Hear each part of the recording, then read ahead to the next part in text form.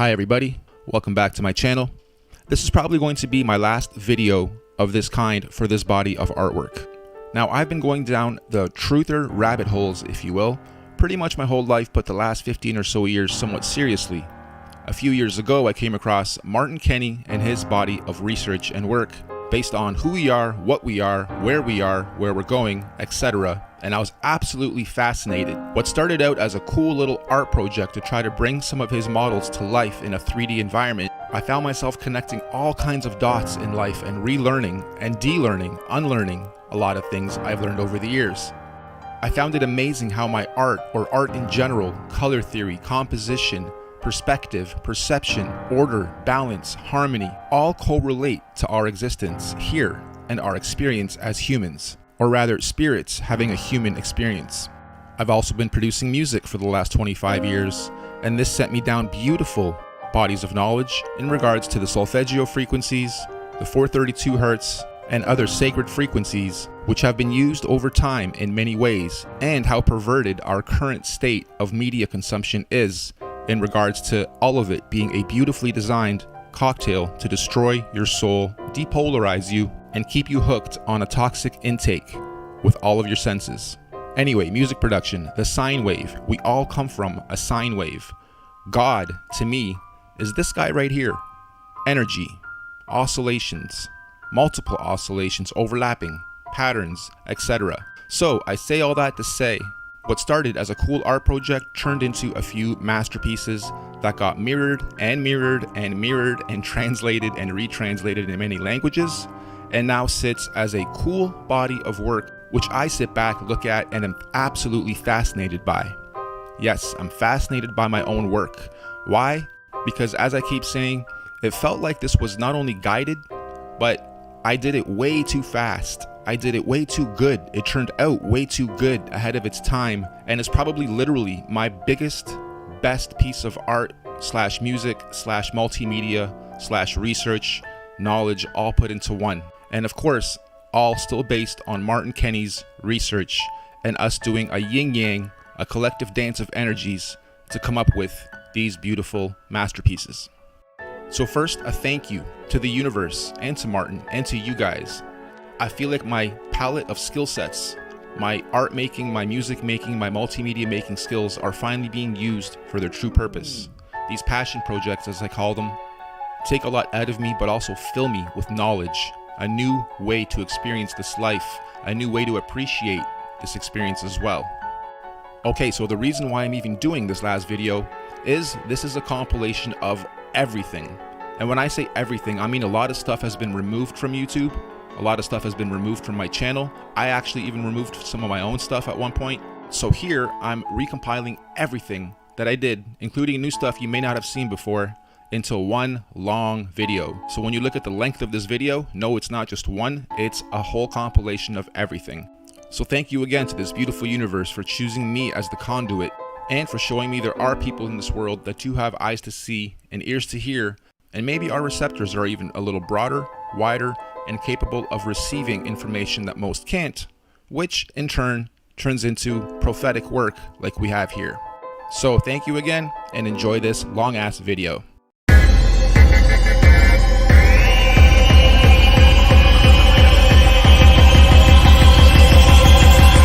Hi, my name is Martin Kenny.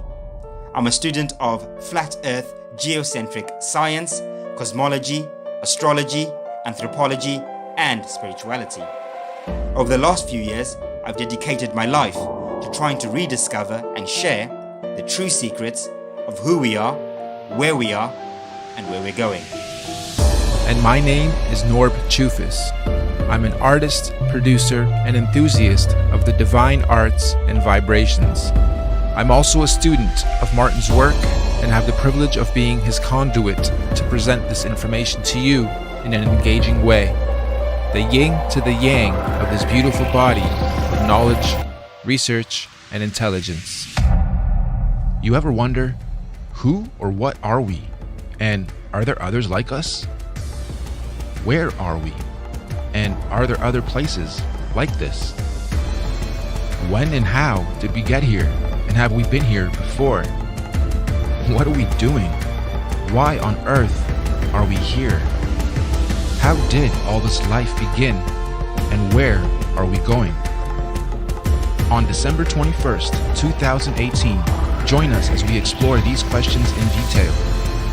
Our cosmic cycles of space, time, and matter of the past, present, and future, using syncretic research, combining scriptures, mythologies, holy books, science, cosmology, observable reality, and inner knowing. Mother Nature meets Father Time, a 168,000-year journey into our existence, our time capsule, our home. It's quarter past the fifth epoch. Do you know where your consciousness is? For those with eyes to see and ears to hear, the year 2020 marks one of the most important events in our history. Let us help you prepare, understand, and be aware of the changes to come in our world. Universal disclosure. The Master Oscillation. Welcome to the quick version of the Norb Theory. If you guys find this interesting, I urge you to watch the full version. The link's in the description. So, a lot of controversy. Is it flat? Is it round? Are we spinning? Is there curvature? Here's another theory. It kind of mixes both. Ancient Greek, Norse, and Hindu cosmology all focus on an orb as the universe. And after watching enough flat earth videos and a couple of these, I went down the rabbit hole of the cosmic egg. And after watching Martin's video, shout outs to you, bro, I decided to make a 3D version presentation of the whole thing with my own couple spins. I urge you to watch his videos too. Links will be in the description. So let's walk through how this universe may have started. Step 1. Out of the void, the Holy Trinity gets created. Birth, life, death. Repeat. Step 2. The Holy Trinity creates its womb to protect itself from itself, the void. Then the Trinity separates into 3. Positive, neutral, and negative. Next step, the cosmic vortex is created. This gives us our oscillations, our weather, our currents, our airflow, etc. Then, our actual Earth, the rock, a 3-level pyramid on both sides. We are on the 3rd plane. This gives us our 4 elements of life: air, earth, water, and fire. Up above, the galaxies and the stars and the firmament are put in place. Next, we have our toroidal fields. These electromagnetic fields protect and separate all the lands. They also oscillate at different speeds, giving us all our rotations of the different planets. Next, the suns and moons are put in place. 3 suns, 3 moons, with Mercury in the middle, acting as both a sun and a moon. And there you have it, Earth, the universe, within a multiverse, within a masterverse. We can't get past lower Earth orbit. That's that first toroidal field to the lands of Mars and Venus. The Antarctic is not the South Pole. The Antarctic is the perimeter around that first toroidal field. When they say they're going to outer space, it doesn't mean up. It doesn't mean to land on stars. You can't do that. It means to go outside the perimeter to outer lands. When they talk about alien life forms or other life forms, it means coming from these other lands. So who knows what's beyond those perimeters? That could be the land of the aliens.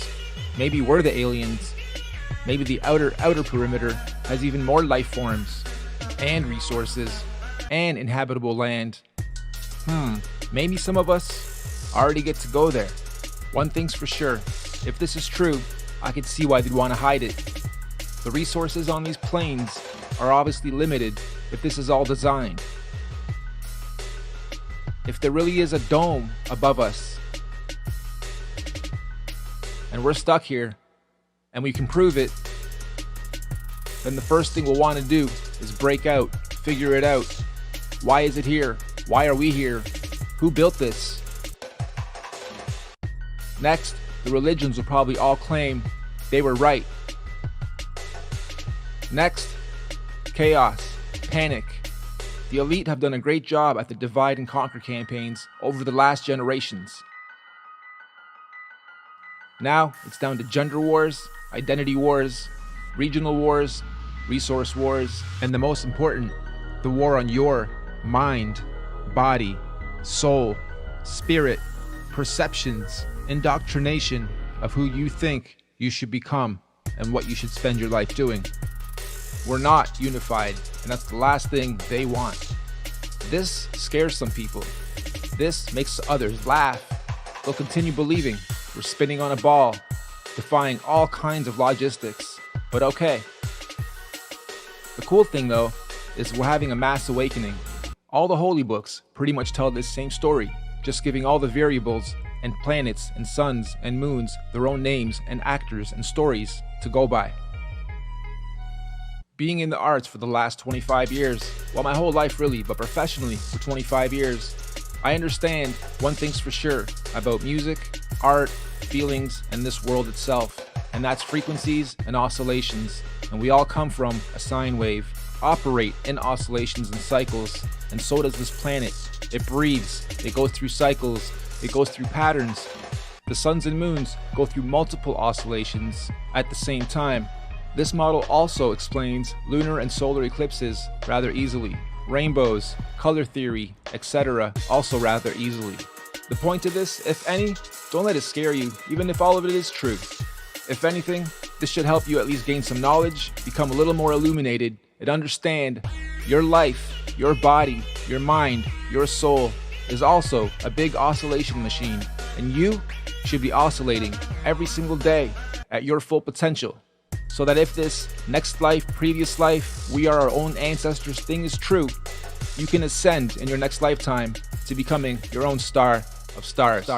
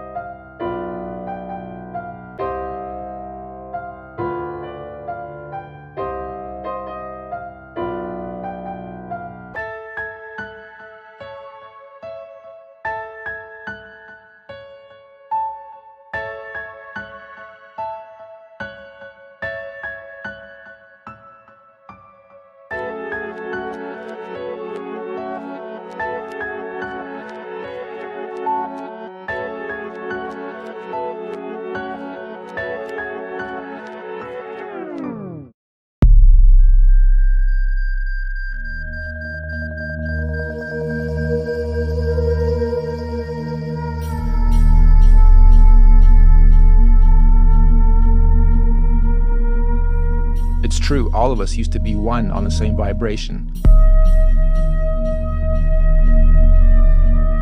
The best way to explain it? We'd have to go either back in time or back to the future. To the starting point of time, 0, where all the axes meet.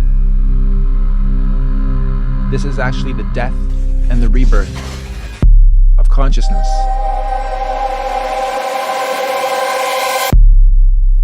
With the huge controversy on whether we do live on this spinning ball or a flat plane, I'm here to present an alternate theory, kind of mixing both. Ready?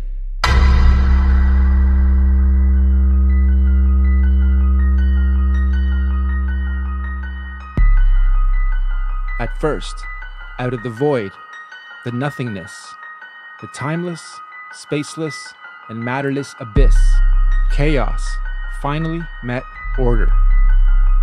It is intelligent, it is beautiful, It is everything and nothing. It is all at once. It is syncretized. I call it infinite consciousness. One day it decided to finally create a womb for itself, where it can build a home to create an experience within itself.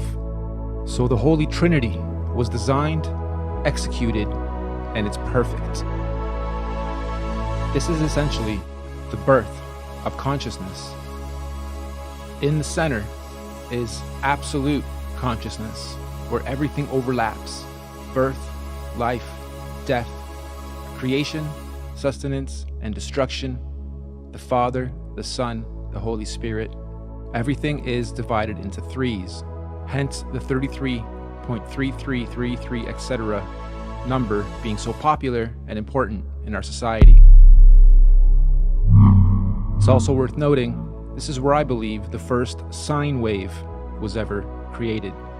That is the breath, the in, the out, the up, the down, the left, right, etc. This is life, consciousness, cycles, repetition, patterns. With its intelligence, the Holy Trinity creates its home, its womb, the first of 5 rings. This is the seed of life, where everything starts.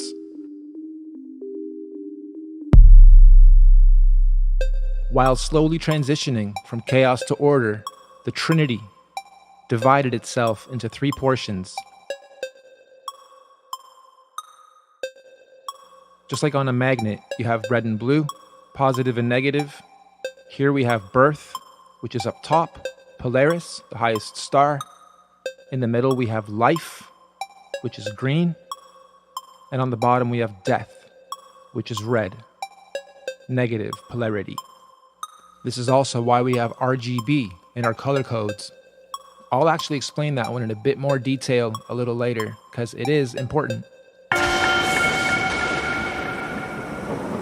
Next, the Trinity started to stir its creation, essentially creating our cosmic vortex, the universal highway, and our atmosphere generator, all basically connecting us to the Masterverse, so they say. Up top, this also creates the mainframe that powers it all.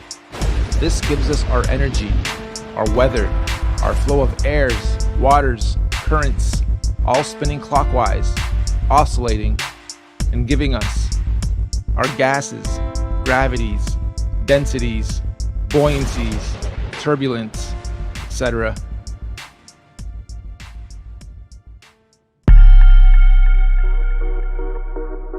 The upper part of the orb is known as the land of the gods. This is where the star of stars, the director of everything, sits. Under him, Omega, Andromeda, and the Milky Way, all giving birth to the first breath by Neptune and Uranus, giving it its first oscillation. This is what mixes everything. This is what creates our actual clockwise spin. We know it as the vortex, the cosmic vortex, or the black hole. Next, we have our actual Earth, built in 3 parts as well, both above and below. Like they say, as above, so below. So we have 3-part pyramid here, and each level of these pyramids are our lands. So we have the crust, the mantle, inner core, and outer core. This is also what gives us our 4 elements of life: air, earth, water, fire. Also, now that you have this viewpoint, you can see that there is such thing as space. However, it's not to go to other planets up there, it's to go to outer lands beyond our perimeter. Why can't we go to the perimeters? This is why right here. These are called toroidal fields. You guys know them as the Van Allen belts. There are 5 toroidal fields that separate the lands and give each its own ecosystem, its own sun and moon, and give each its own atmosphere and rotate and oscillate to give the Earth its breathing system. Okay, this allows the whole orb to breathe in and out, and these toroidal fields protect each perimeter, or we can call them districts. So we are on the center one, and you'll see 4 here with a tiny one in the center of our Earth, which is the North Pole. Okay, there is an actual polar field there. There is actual energy there. Compasses get pulled there. So let's take a closer look. These electromagnetic fields all oscillate at different speeds. So if we go by this theory, then the sun is traveling around us at around 1,000 miles an hour. And the other stars are also traveling in their respective speeds in their own perimeters. The second perimeter with Mars is 67,000 miles an hour, and the outer perimeter is close to 500,000 miles an hour. So all of these have their own oscillations, both the actual rings and the actual planets or sun and moons within them. Each of these lands, each of these rings has 4 atmospheres to go along with it. And that is the troposphere on the bottom part, the stratosphere just above us, the mesosphere, and then the thermosphere. And again, going back to the vortex that spins from above and below is what gives all of these their oscillations. We're going to talk more about oscillations a little later because they are very, very important. Okay, so now let's break down the planets. Each land has its own sun and moon. Mercury, which is the very center of centers of everything in the North Pole, is both a sun and moon. Okay, it is both, therefore, we're not counting it here. We're saying there's 3 suns and 3 moons, man and woman, left and right, positive, negative.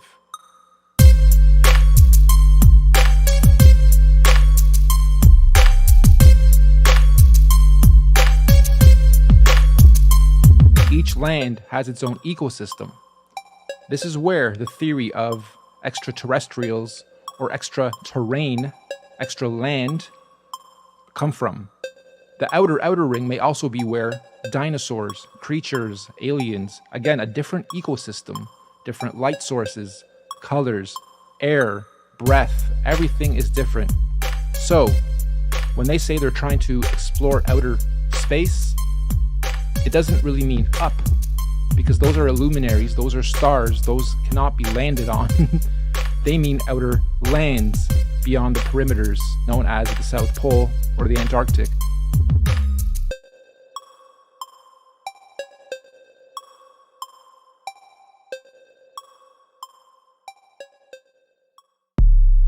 You guys have taken in a lot of data. Congrats for sticking around this long. Let's quickly recap. We have the Holy Trinity creating the womb.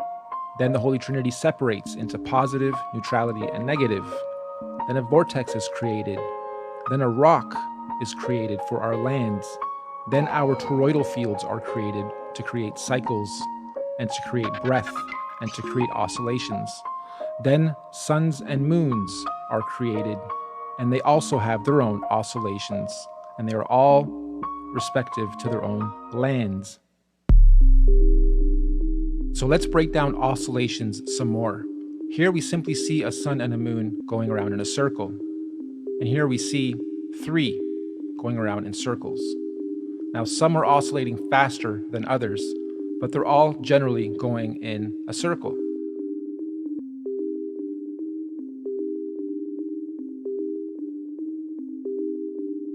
And they are now going to oscillate in a lot of different ways as well. Here you see the original oscillation to the different types of patterns you can create while doing your big oscillation. So this is a double oscillation. And here you can see that all the planets are also moving up and down over their oscillations as well. So we have a big oscillation, and then a pattern within that as a secondary oscillation.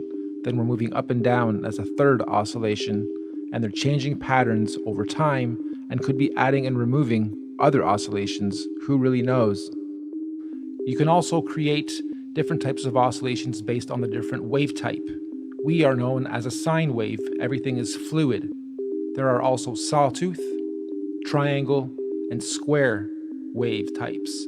This is also used a lot in music production. We'll go into that a little bit more later too. But you can see that these patterns create beautiful shapes, and they also depict our time, our seasons, our summers, winters, when the planet's breathing, opening and closing. That gives us all of our different oscillations. These oscillations also explain the various lunar and solar eclipses. Think about it.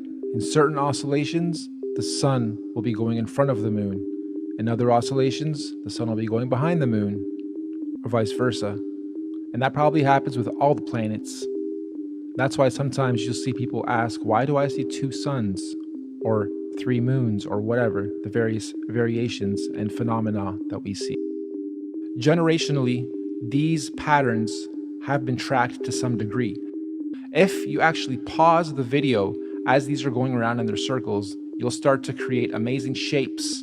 And if you connect all the planets and the dots, so to speak, you'll see where the yin-yang symbol comes from, the positive negatives come from, color theory comes from, frequencies come from, everything basically comes from these oscillations.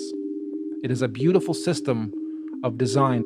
They say the fallen angels or the illuminated ones have had this knowledge, which I'm presenting to you today as a simple theory, but there's probably some truths to some of this, have had it for a long time, and it has been perverted and distorted over time. Now, just as a side note, wouldn't it be a great story to tell the populace that you cannot get off this plane, this plane, because there is just infinite time and space outside of this plane?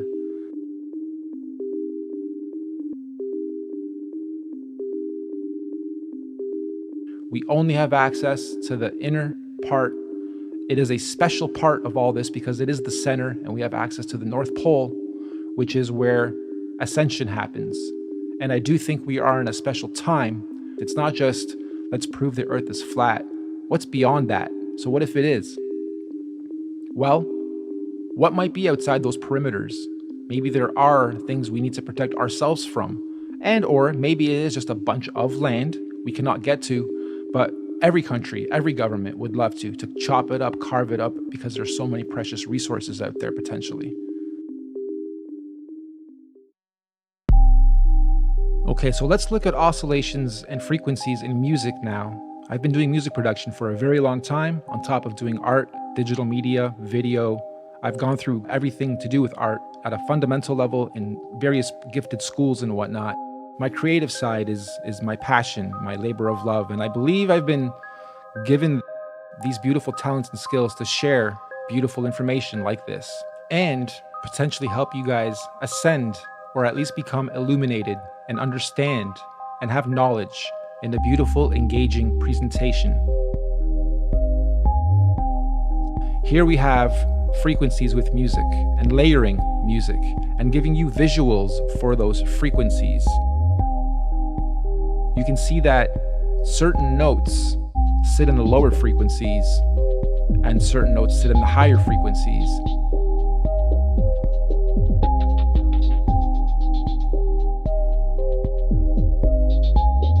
But here you can see layers of audio overlapping each other and creating beautiful waves as well. And when you layer things properly, you create harmonics, natural harmonics. And that's when the oscillations become beautiful visuals as well. So everything is everything. And this is another example of that. But when it comes to music, and when it comes to artists hitting certain notes and singing certain melodies, or priests chanting, or other melodic structures, or chording, or layering of your voice or an instrument, again, you get beautiful harmonics. So when we play something in the higher octaves, it sounds angelic.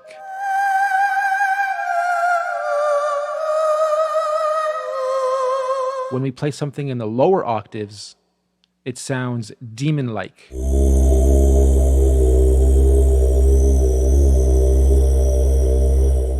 If we take this one step further and add a visual and sound effects, you can definitely see how you can make someone uncomfortable or anxious by design. Now, while watching this, think of your daily routine and how you oscillate and what you eat and what type of frequencies you take in, people you talk to, entertainment you take in, etc. You'll be surprised at how much negative energy you probably take in on a daily basis and don't even know it.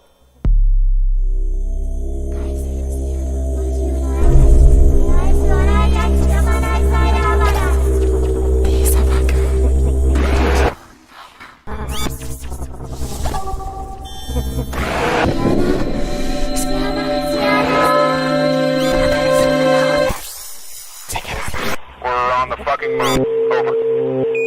We cannot believe you are on the fucking moon. Over. You know when a musical artist is singing and they're off key, you can just tell, you can sense it. You know the harmonics are off. Or when someone's showing you a spoofy video, you can tell it's fake. Or when a journalist is spoofing a story, you can tell they're faking it. This is because the harmonics are off and your bullshit radar is basically detecting it. But when you do it through things like entertainment and movies and music and comedy, where there's a bit of truth to every joke, you play a very fine line of the types of perceptions you're presented with your whole life. So of course, me showing you this stuff's probably making you reject it instinctively, because your whole life you've been told we're living on a ball that's spinning in outer space in infinity. And in part, some of that might be true. Singularity could be the Big Bang. Our whole universe might well be flying through infinite void. But our actual land that we live on, well, I'll let you be the judge. Or you've ended up on this video because you've already discovered your own truth. So what I'm trying to say, when you do listen to frequencies, watch movies, do your day-to-day, take in 5,000 logos, 400 cents, 300 people's eye contact, and energies overlapping yours, think about what your purpose in this life is. Because my goal is to help you guys ascend to a higher state of consciousness, become illuminated, and you too are nothing but a big oscillation machine. When you breathe in and out, that's oscillating. When you walk, your whole body is oscillating. When you sleep, you're going through a cycle. Everything about us is oscillating, and you should be oscillating to your full potential in this beautiful universe.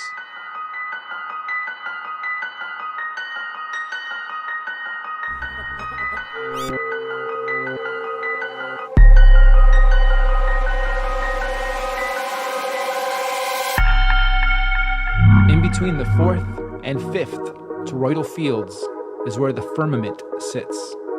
This is where all the stars are attached and fixated as they do their oscillation as well.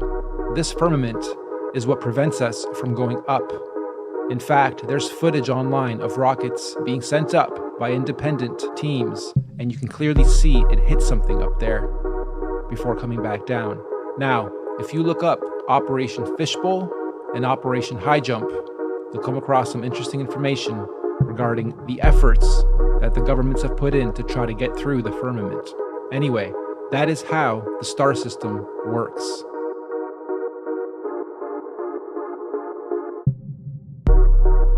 Now, the top two planets, Neptune and Uranus, are, I believe, also just above the firmament.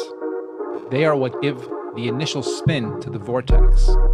These two are also known as exoplanets, and that is because they are on the exterior of the toroidal fields and outside of the three suns and moons system.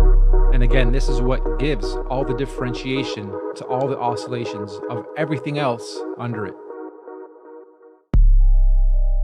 So we've covered a lot of the top half because that is our home, and we don't really know what's on the bottom. But based on the same research sources, the bottom is very much like the top, except with water. There are also 3 levels below us that mimic what we have above, and then there's also a firmament on the very bottom, just above Pluto. Again, instead of air, it's water, and it's known as the Great Deep. The 5 toroidal fields operate down here to cycle the water in its respective cycles as well. And frankly, who knows what kind of life forms may be down there, or what may be down there. but this is known in our literature as hell. Interesting, huh? So, how does religion tie into all this? Let me try to explain, and this is just my opinion. I believe all the holy books were simply metaphorical stories to explain exactly what I just showed you. I don't believe they were actual people. I believe they were depicting everything you see here, and all the variables were given their own characters. I'm going to stick to the Bible here, just to give you guys a couple random examples, and then please refer to any of it for yourselves to see if you can pinpoint the metaphor. When they say Jesus died on the cross, that is a metaphor for Jesus is Christ. Christ represents consciousness. Consciousness died on the cross. The cross is the crux, again, the cross section, the middle point of middle points. And if we look at the cross in a 3D format, you'll notice it's not a plus symbol. The center horizontal piece is moved up because on the universe, we are not in the center of centers, we are up a little bit on that third plane, right? So when consciousness died at the cross section of our universe, that is the North Pole. And when they say follow the North Star, that is Polaris. And the birth of Jesus is also under the North Star. The very center of the first toroidal field inside is known as the Garden of Eden. That is a holy place. That is a spiritual place. So when Christ was crucified, consciousness ascended into the heavens through the moons, because you come in through the suns and you leave through the moons, ascended into heaven, and 3 days later was reborn. Again, a metaphor for reincarnation or your next cycle, your next life. This is where past lives, future lives, we are our own ancestors, etc., comes from as well. Also, in the name of the Father, Son, and Holy Spirit derives from this too. Pretty much every single thing you see in the holy books, it's a story and a metaphor to explain one of these variables in this beautiful universe. Hey, I'm just putting forth theories. I'm not trying to push any religion onto anybody, nor am I religious. But I do believe that people in ancient times simply had this knowledge and again told it to us in story format or in book format or in holy book format. I thought a lot about how to close this out because I've given you a lot of intel, and some of you are probably laughing, while others have been here before, and others are even farther along in the research than I am. Some of you are probably asking, where did you get all this info? Are you just making this shit up, or is this actually sourced material, or... Well, it's a mix of ancient literature, cosmology, science, and putting various random puzzle pieces together for a long time. Again, it's called the Norb theory because it's just that. I don't believe in this definitively either. I just think it's a lot more plausible than what we're currently told. And as I close this out, I'm going to show you guys some screen caps of others that have taken this theory before me in their own ways and presented it. I'm also going to leave links in the description to the stuff that influenced me, at least some of it, that breaks some of this down and gives it even more context. So, does it really matter if the earth is flat or not? Not really. At least not for those that already don't believe a lot of what we're told and taught. And there's a lot of us, and more, awakening every day. But I guess some of the fears would be that the religions would quickly claim they had the right story. There is a creator, something designed this thing, be it a simulation of a simulation, or a great designer, a god, a greater being. And not to mention, they'd have to finally fess up that they've been lying this whole time and give us full disclosure, which may well happen. It's actually an exciting time as more people wake up. There's a lot to explore. There's a lot to learn. And it's amazing to finally realize we don't know that much about ourselves or where we live, at least not most of us. I always thought there must be some order. It's not just all chaos and random. And this was my final missing link to that thinking. There very well may be other life forms out there, aliens or whatever, but they're depicted very negatively, low frequencies, ugly creatures. They may be way ahead of us and looking at us as the aliens or the pests, the destructive species that can't even get into their own harmony. Keep them away from us. Could be what they're saying. Never really know. So what's after this? Well, they say if you lived out your karma properly, you ascend. If not, you're doing this again. Is there going to be a part 2? Who knows? Hopefully, all of us will be actually living it instead of watching it on your screens. They have nations divided. They have religions divided. They have demographics divided. They have age groups divided. And now they're going after the biggest, the gender war. Whether we're going to space or we're going to the outer limits, I still believe the purpose of life is to be good versus evil.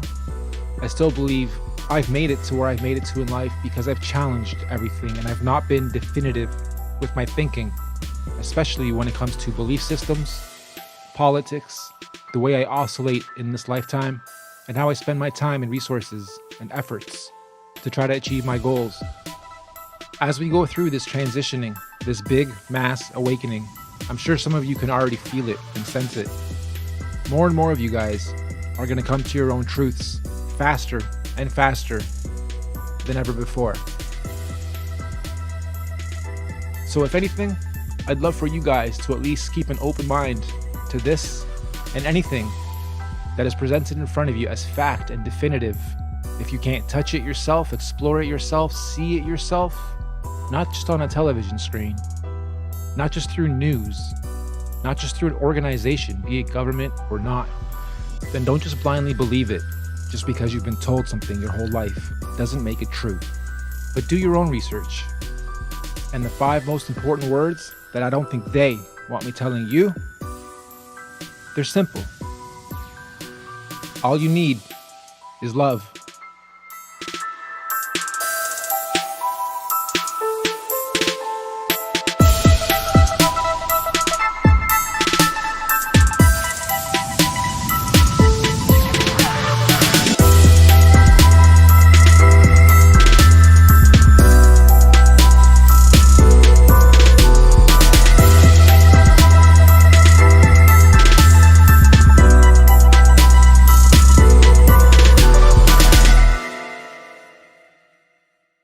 So the sun is Sunday, moon is Monday, Mars is Tuesday, Mercury, the center, is Wednesday, Jupiter is Thursday, Venus is Friday, Saturn is Saturday. We have a pretty interesting shape here. I decided to keep going and connecting the rest of the planets as they are all aligned. I started noticing really cool patterns of perspective and all kinds of shapes, stars, triangles, rectangles, and pretty evenly split pieces, although the image itself is on a bit of a perspective angled downwards and a little to the right. So this won't come up perfectly, and I'm simply in Photoshop using the shift command with the pencil tool to connect one point to the next. So it's all kind of rough, it's not perfect. However, you still get the idea. I decided to keep going and connect the upper parts as well, starting with Polaris, singularity, and I got even more perspective. Now I'm starting to see pyramids, 3 dimensions. Then I started to think about some of our structures and some of our stories, and the story of Babel, where they built the tower to try to get up there. And Polaris decided, nope, we're gonna flood everything. You guys gotta start over. You can't cheat the system to try to get up and ascend faster. And I started to look at some of the other pyramids and noticed the 3 big ones. It's important because the tallest is always Polaris, the second tallest is always a sun, and the third is always a moon. So the suns are always a little higher than the moons. Anyway, just thought this was kind of interesting as I start overlaying some of the images. Okay, so I start to go even higher now and connect the midpoint, the firmament, well, the midpoint up there. And I get even more perspective, perhaps even more dimensions. And again, as they are spinning and oscillating multiple directions at the same time and changing that directional pattern, We go through different cycles of time. We go through different cycles of energy. We go through different cycles of consciousness. Then I started to get a little sinister and look for logos that might fit, and came upon this. Again, just theorizing, just having some fun and being creative, seeing what I can come up with. And as I get each new puzzle piece and go, aha, something interesting just happened, let's add this to it, let's add that to it. This is just me, again, theorizing, being creative on perhaps why the chevron vector symbol is so important, because it's in everyday use all around us in all our energies and all our logos. This is definitely one of my biggest masterpieces as far as compiling a bunch of info and presenting it with wicked graphics, my own music, Foley, 3D from scratch, pretty much everything you see here. And I'm really proud of this thing. So please feel free to share it, critique it, drop your comments below. If there's any corrections to be made, feel free to drop those too. Thank you so much for watching, and have a great day. Even if it doesn't make sense, don't you ever question NASA, your authority, your government. They would never lie, nope, never spy, nope, never spray the sky, never take a bribe, right? Number two, anytime you see flat earth proof, just regurgitate the bullshit that you learned back in school. Is the curriculum true? It's approved by the experts. Be a good boy, obey everything they tell you. Number three, this one's got to do with the sea. Water never curves, but they call it gravity. Hold up, bro, you don't believe in gravity? I call it density and buoyancy. Number four, I know you heard this one before. Look at the ships disappear on the horizon as they dip, but a zoom lens brings it back in. There it is. Nope, that's just refraction, a mirage.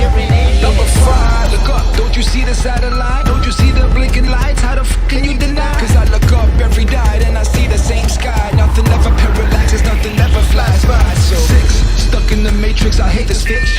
Spaceships photoshopped reality from data strips. Yet we believe 6 moon missions made it.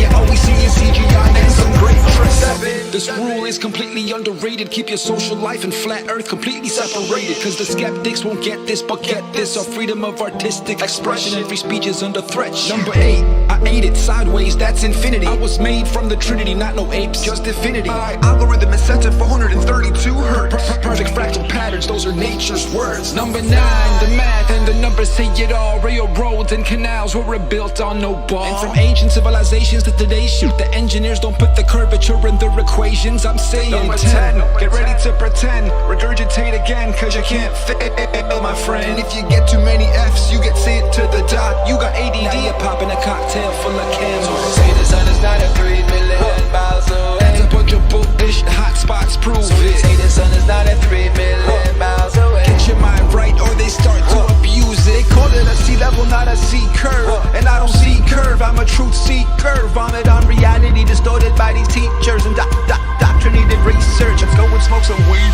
Used to have respect for road joking and team, but waking people the up to this monster machine, which we all bow down to in some chronic degree. But if you educate yourself a bit, you're free your mind and your seat. You've already learned to love the servitude we put you in. Condition to focus on your ego and sick indoctrination. The days is on the money to remind us of the power. Prophecies were simply repeating the plans of these powers.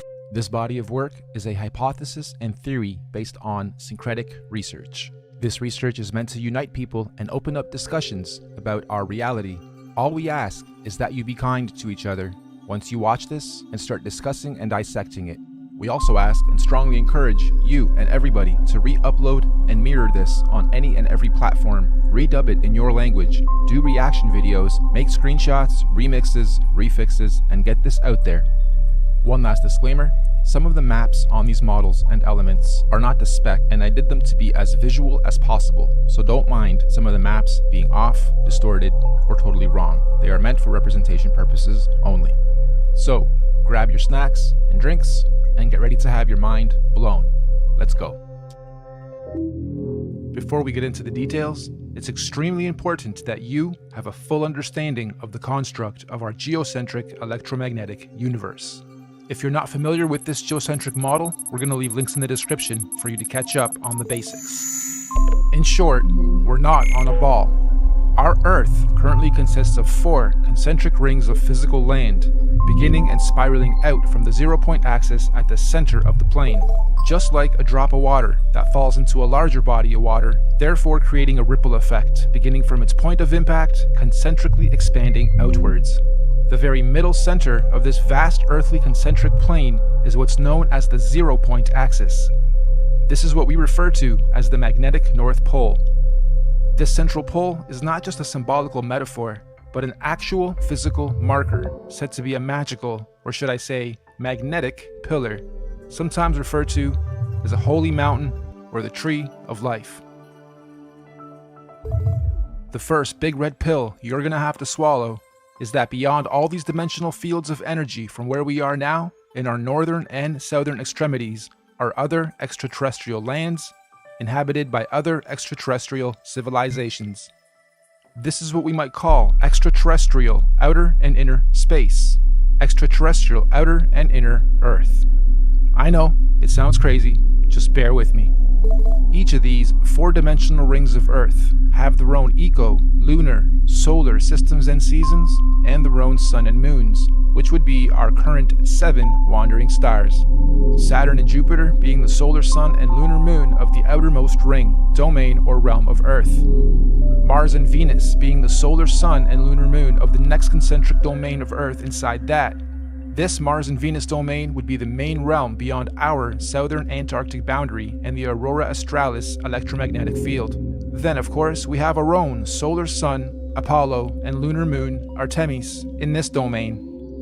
And last but not least, Mercury within the inner central realm beyond our northern Arctic boundary and Aurora Borealis electromagnetic field. This inner star, Mercury, is androgynous, both a solar sun and lunar moon in one. It's sometimes referred to as the inner Earth Sun or Black Sun or Planet Nibiru or Planet X. Now, the full expanse of our entire earthly plane with all the different realms would be what the ancient Greeks referred to as Mother Gaia, the Kemetic Egyptians called the Benben or Mother Geb, and the Indo-Vedics referred to as the Bhumandala. In this presentation, we're going to explain and show how this spiral expansion of space, time, and matter began and continues to be. Let's go. This calendar is a modern interpretation and mix of the Aztec Mayan calendar, Egyptian Dendra stone, the various Chinese and Indian Dharma wheels, as well as other ancient cosmological and universal clocks and calendars. Many ancient cultures, civilizations, mystics, and researchers have created and depicted various cosmic clocks and calendars over the ages, some simple, others complex, but one thing is for sure, they all knew that all time operates in a cyclical pattern. They knew that everything in existence has a beginning, a middle, and an end. Birth, experience, growth, and death. Sunrise, midday, sunset, midnight. Spring, summer, autumn, winter. Iron, bronze, silver, gold. You get it. So our cosmic calendar of time is a macrocosmic and syncretic mirror reflection of those observable microcosmic clocks, calendars, cycles, and seasons of time. And as always, our research is embedded on the foundation of natural and observable everyday reality. Hopefully by the end of this presentation, you will have a better understanding of how different ages, races, civilizations, and realms have come about over time within our electromagnetic cosmic egg universe. So in order to understand our calendar better, we need to break down something known as an epoch. Our epoch here is going to be 24,000 years for one full cycle. What is the definition of an epoch? A division of time that is itself a subdivision of a larger period of time. Think of seconds to minutes to hours to days to months to years. Good examples of epochs. An epoch is also subdivided into ages corresponding to a series of chronological changes or events. An epoch can sometimes be referred to as an era, age, period, time, eon, span, stage, or point in history. Universal epochs are also sometimes referred to as a platonic year or a cosmic day. Just like a clock striking 12 and starting another cycle or day. So our epochs are 24,000 years, reflective of our natural 24-hour day and clock. 24 hours in a solar day, 24,000 years in a cosmic day. The first thing we're going to do is lay a typical 12-hour dial. We're going to follow this by also laying 12 months of the year, and follow that ring by a ring of the 12 zodiac signs matching up to each month. The next ring is going to represent our 4 seasons: autumn, winter, spring, and summer. The ring inside this one is going to represent our 24-hour clock, with 6 p.m. being represented at 12. The next ring is our meridian. We have midnight, quarter past, half past, and quarter to. And inside this ring are going to be our 4 concentric lands, eras, ages, civilizations, and solar systems. As stated, we've already had 4 epoch cycles, and we are currently a quarter past the 5th. Now, just as there are 4 earthly physical realms, there are also 4 physical humanoid root races associated with the creation of each realm. These 4 root races are the Hyperboreans, Lemurians, Atlanteans, and Aryans. But there's also a 5th race of beings that lives in the center, Mount Meru, of our Earth. This is the Master Root race, the Polarians. Unlike the other 4, the Polarians are semi-ethereal, meaning not completely physical beings. They do not have a definitive skin pigment, size, color, or race. Having said that, they are often depicted as being somewhat indigo-bluish, translucent beings. The very middle or central point of Earth is where the Earth and the heavens meet, and this is where the gods live. We propose that the Polarians are able to transverse between the 2 worlds, the heavens or spiritual realms above, and Earth/physical planes below. Anyway, these Polarians began the human race at pole position. They were the very first forms of earthly beings to manifest on this plane. All the other 4 root races were seeded by the Polarians, hence the term Master Race. We could also call the Polarians the Guardians of the Earth. So this first Polarian epoch, or first 24,000 years, centered around the cosmic tree of life, was regulated by the grand heavenly first and largest solar system, Neptune and Uranus, the highest and first 2 wandering stars, or sun and moon, of our universe, albeit semi-ethereal in nature. And at the end of their epoch, the Polarians completed their first cycle or circle of cosmic time, 24,000 years of experience. This was the end of their epoch. At this point, the Polarians created their very first physical manifestation, and so the Hyperboreans realm and root race are created. A new physical paradigm emerges, unfolding out of the North Polar Center Axis, aka the very first ripple. We could also say the tree of life gave birth to its first physical fruit or seed. This process is what we might call a pole shift, the very first pole shift of our Earth. This new Hyperborean realm comes complete with its own solar system to regulate its physical space, time, and matter. The very first sun and moon are also created, Jupiter and Saturn. However, at this stage, they are androgynous. They are one. They are not separated. They only separate at the end of their epoch. This is the first domain to experience fully physical earthly space, time, and matter, all regulated by the very first earthly solar system. This Hyperborean realm that unfolded out of the center pillar was the very first Garden of Eden, surrounding the Tree of Life, or Mount Meru, at the center. Keep this in mind for the rest of the creation process. Every time a new ripple comes out, it is the new Garden of Eden. Over the next 24,000 years, during their epoch, the Hyperborean realm was gradually pushed outward away from the center as a new realm and physical root race was created. The second ripple, the Lemurian realm and root race, is seeded. A second pole shift, and again a new paradigm emerges, pushing the old Hyperborean realm outwards and away from the central pillar or tree of life.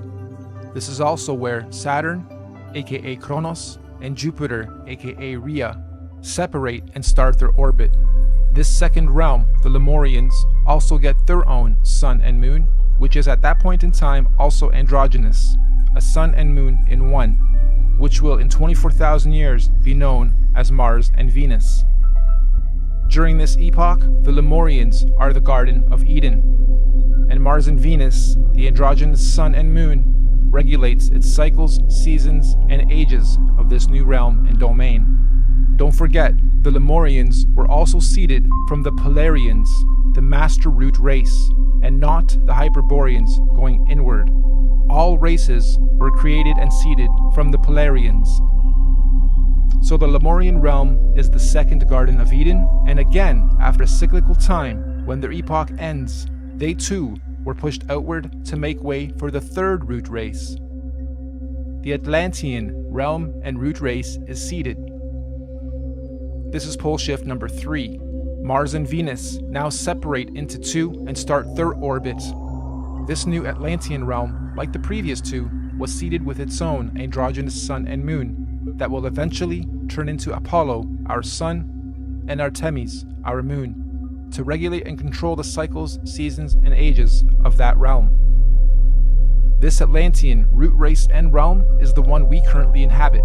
All human races in this realm of Earth are predominantly Atlanteans. You are an Atlantean. During this Atlantean epoch, we in this realm were the Garden of Eden at the center. And once again, over cyclical time, 24,000 years, history repeats itself. Atlantis fell, or rather sank, when the Great Deluge or Flood happened, and reset us from the center to where we currently are, also finally setting Apollo and Artemis into their orbit. And so the Aryan root race was seeded out from the fourth and most recent pole shift. This is the current Garden of Eden. And to give us a point on our timeline, this Aryan root race and realm was seeded about 6,000 years ago to join the human race. And as our fractal pattern continues, just like the realms before it, the Aryan realm was birthed with its own solar system, Mercury, its androgynous sun and moon, to regulate and control the cycles, seasons, and ages of that new domain. And so, here we are, 6,000 years into the Aryan or fifth epoch.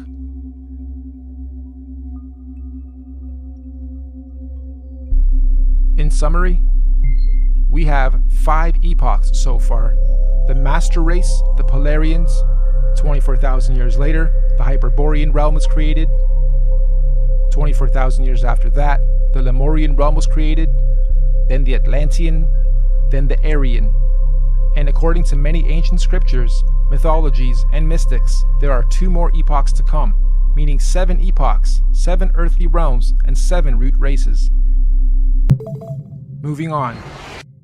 You'll also notice in this realm of Earth we are currently in, there are 4 main races.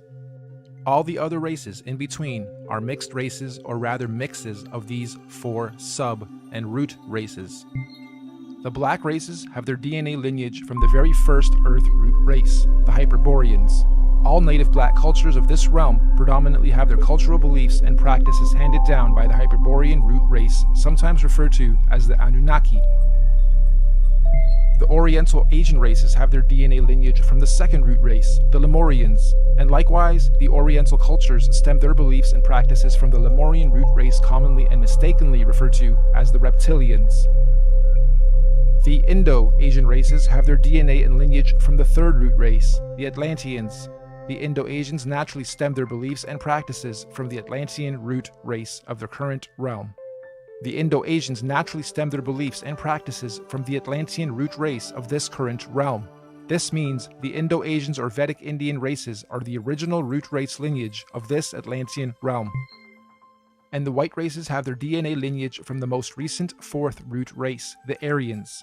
And of course, most of the white cultural influences we see today are seeded from the Aryan root race currently at the center, Garden of Eden.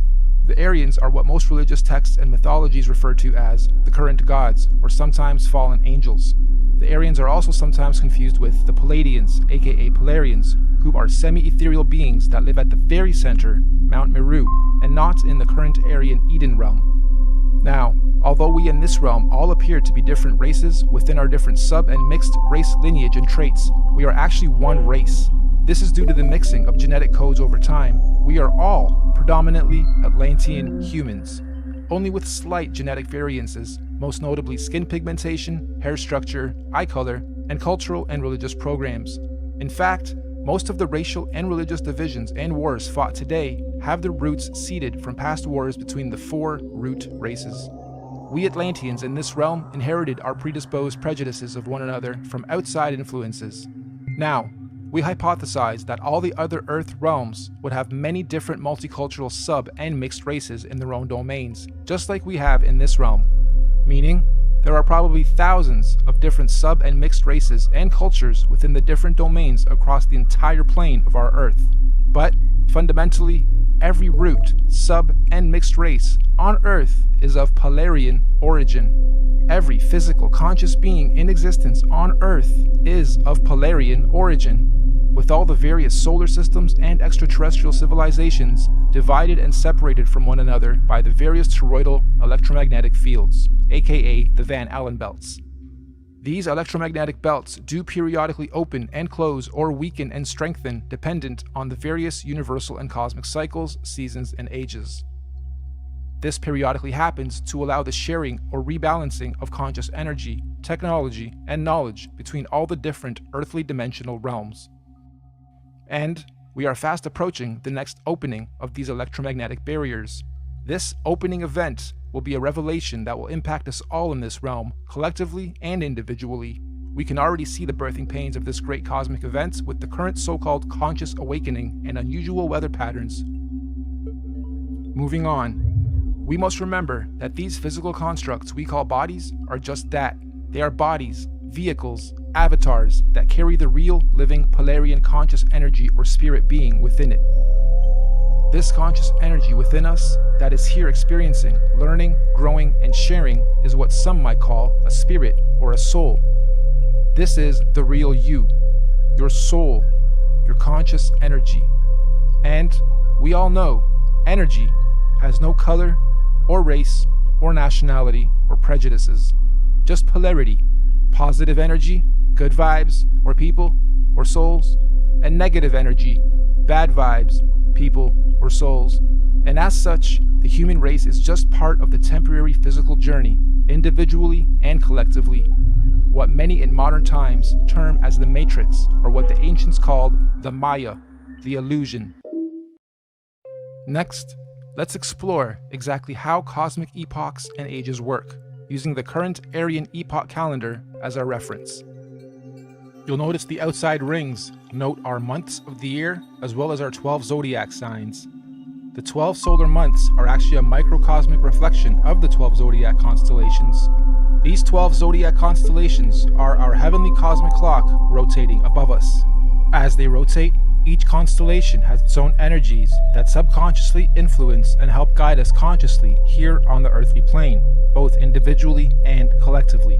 These 12 months are further divided into our 4 seasonal sections: autumn, winter, spring, and summer, which in cosmic terms are known as the 4 seasons of conscious evolution. These conscious seasons are what the Greeks called the 4 ages of man and Vedic scriptures called the Yuga ages. These 4 Yuga ages are the Golden Age, Satya Yuga, Silver Age, Treta Yuga, Bronze Age, Dwapara Yuga, and Iron Age, Kali Yuga. A full epoch, 24,000 years, is broken up into 8 Yuga ages. Therefore, each Yuga age is 3,000 years. You'll also notice there are more golden or yellow ages than any other. This is because the golden ages mirror the sun's presence during the course of our 12 calendar month solar season. So as you can see, lots of sunshine in the summer, a little less in autumn and spring, and little to none in winter. Of course, sunshine in this case is translated into conscious intelligence. And obviously, the Yuga ages of our universal summer are much higher states of consciousness than the Yuga ages of the spring, autumn, and certainly winter ages. We also hypothesize that when golden ages overlap within different realms, there are no torus fields or separation between those particular realms. This means that when the time comes and the golden ages overlap, all lands that overlap can be crossed in and out of. In other words, those particular domains are open and free to interact without restriction. This is because they are oscillating at the same golden ratio of frequency or resonance. So, let's now map the universal, cosmic, and solar timelines of all the individual realms or domains. Mainstream science tells us that the Iron Age began about 6,000 years ago, which mirrors the reset point here, 12 o'clock. They also tell us that the Middle Ages were about 3,000 years ago from today, which again mirrors the timeline here. And this timeline is also the common narrative among most holy books. So, our calendar has our realm or domain beginning this epoch 6,000 years ago with the age of Taurus, the bull. Interestingly, the Old Testament of the Bible begins in an age where they worship the bull.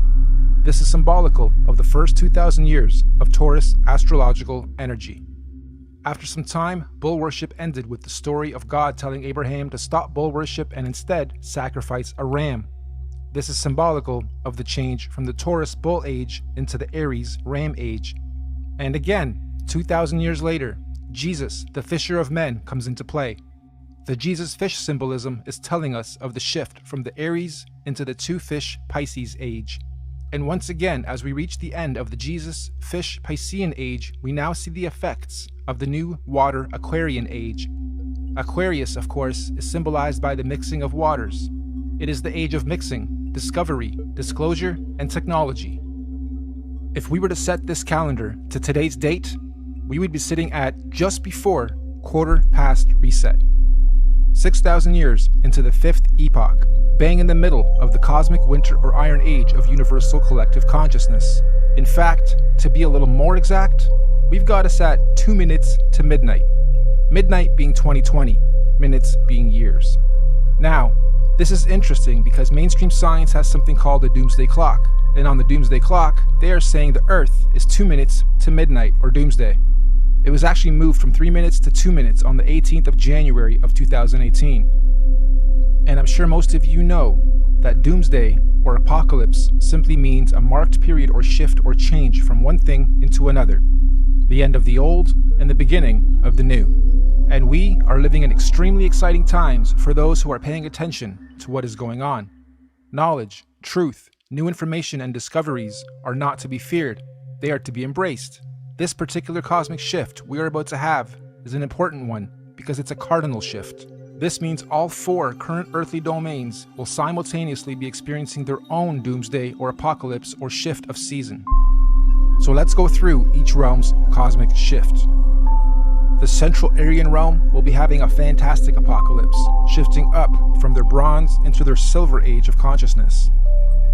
We in this domain, we're having an okay but confusing apocalypse, shifting up and out of our Iron Age into our Bronze Age of consciousness. Hence the so-called conscious awakening.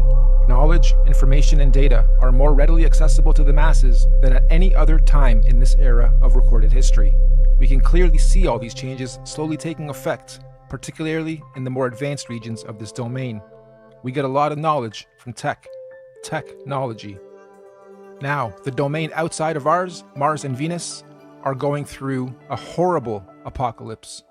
A real doomsday for them as they reset or fall from their golden ages into their iron age of consciousness. And the last realm, the Hyperborean realm, still has one more golden age to go. What's even more interesting though, is the nature of this current and coming cosmic shift.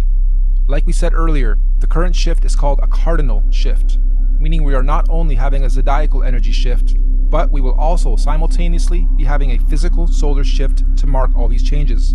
This simultaneous double transitional shift is known as a cosmic or galactic alignment. So, 2020 means you have perfect vision. Why 20? Why not 10? Or 100%?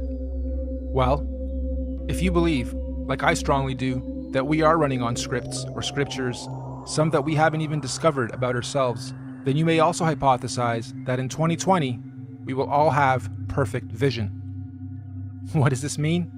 It means on the 21st of December, 2020, during the winter solstice, there's going to be a great cosmic solar event that will be seen and experienced by every single conscious being in our universe. This is what is commonly being described as the event. Why December 21st, 2020? there's natural scientific significance of this date with relation to our solar system.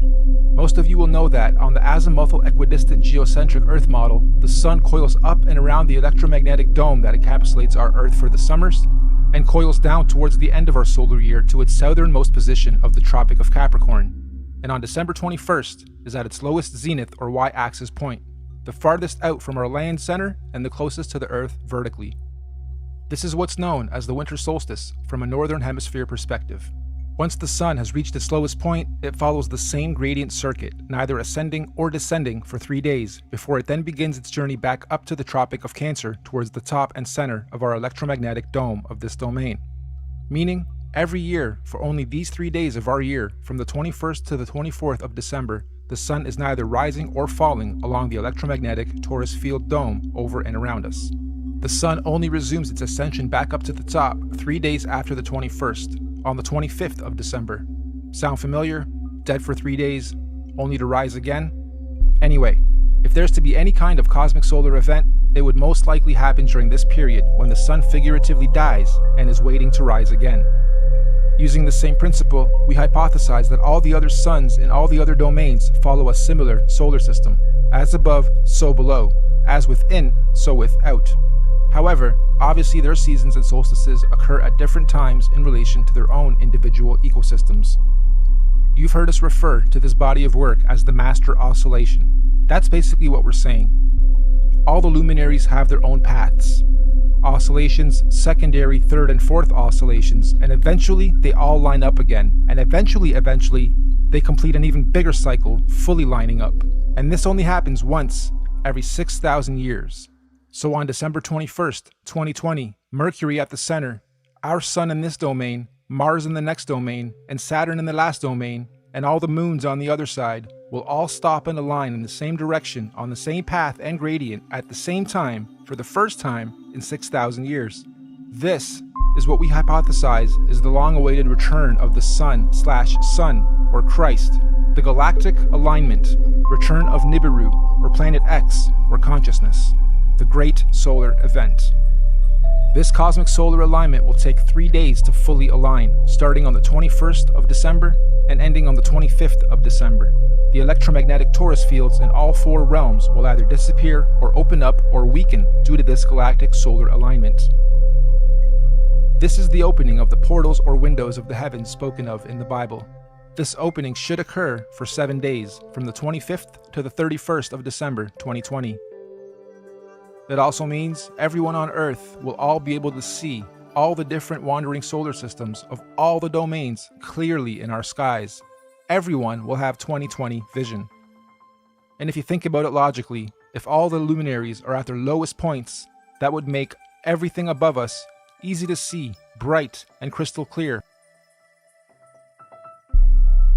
On a side note, isn't it interesting that we've all been conditioned to be the most busy during the specific time of year every year, and blinded to the Earth's true oscillations, signs, and beauty? Yeah, we celebrate. However, the ways we do it and the reasons we do it are perverted. Even with how many trees we cut down every year to carry out a ritual, which could actually be a geocentric ritual to begin with. The tree of life, the Christmas tree. This period of time is what the ancient cultures were describing when they said there was a time when the sky fell. Many ancient cultures also describe a time where there were many suns and many moons in our sky, and we believe history is about to repeat itself again. This phenomenon will affect and change our atmospheric conditions as well. These events periodically happen over cyclical time in various scales. The last big one occurred in 1859 and was called the Carrington event. Feel free to look it up. The one coming in 2020 is going to be much, much bigger. This solar alignment is meant to realign cosmic energy and consciousness within the various earthly domains and realms of our Earth. This energy blast will begin at the center of the Earth, or the North Pole. It will spiral outwards towards the edge and bounce back towards the center over a very short period of time. The event itself will be triggered by an electromagnetic sonic boom that will look like what we know as a nuclear atomic bomb. Don't worry though, it will not be an atomic bomb. However, it will positively be nuclear. It will give humanity a new, clear vision for the future, individually and collectively. It will give us 20/20 vision. We suspect the current powers that be will attempt to use this natural cosmic event as the ultimate false flag. They may say aliens did it, or it was caused by global warming, or an attack from across the world. This sonic boom of electromagnetic energy may shut down our entire electric grid instantaneously, causing a collapse of our financial, socio-economic, political, and collective cultural existence as we know it. And thus, this event may be used to pave the way for a new order in our world.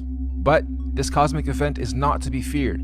It is a natural process to allow growth within our individual and collective consciousness. The greenish astral rays that this event will create will cover the entire plane of our Earth for a short period of time. Again, it is not to be feared. Governments and authorities will most likely tell us that this green mist caused by this event is a toxin. They will tell us to stay indoors and not go outside into the radiation. Avoid it at all costs. They will say it's harmful radiation. And it will be. For those who have heavy metals in their bodies, i.e. vaccines, iron from meat eating, etc. But for those without harmful chemicals in their bodies, the radiation will radiate and activate dormant DNA, potentially giving you supernatural abilities.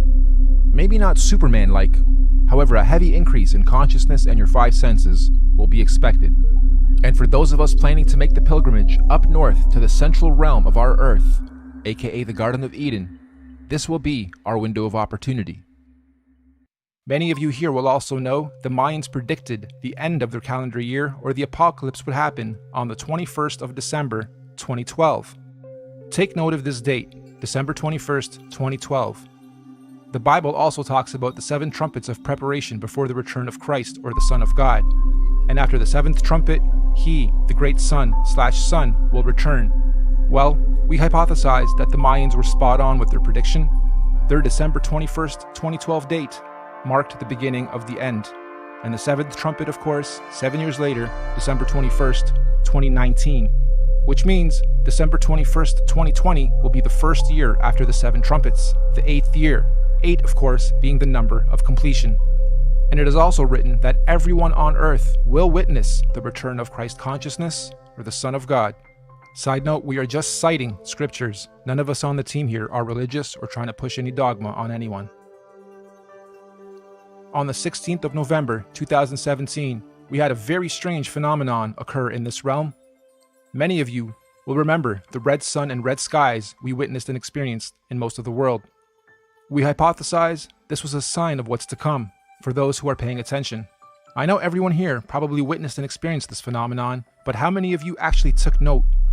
Of course, mainstream narrative at the time was that it was nothing important, just dust from the desert blocking the sun, and so that little solar event came and went with hardly anyone taking note. Well, for those with eyes to see and ears to hear, please take note. Moving on, we hypothesize that the opening of these electromagnetic torus fields on the 25th of December 2020 will create an atmospheric plasma discharge due to all the different solar systems of our cosmos being in direct contact with one another. This will create a rainbow effect atmosphere all over Earth in all the realms, an atmospheric twilight, if you will. More importantly though, this opening event will also allow for physical travel between all 4 realms or domains for those with the technology or means to do so. We might call this real interdimensional or outer or inner space travel. Here's another big red pill. NASA has openly admitted on numerous occasions that we humans cannot go past low Earth orbit or beyond the Van Allen electromagnetic belts or domes.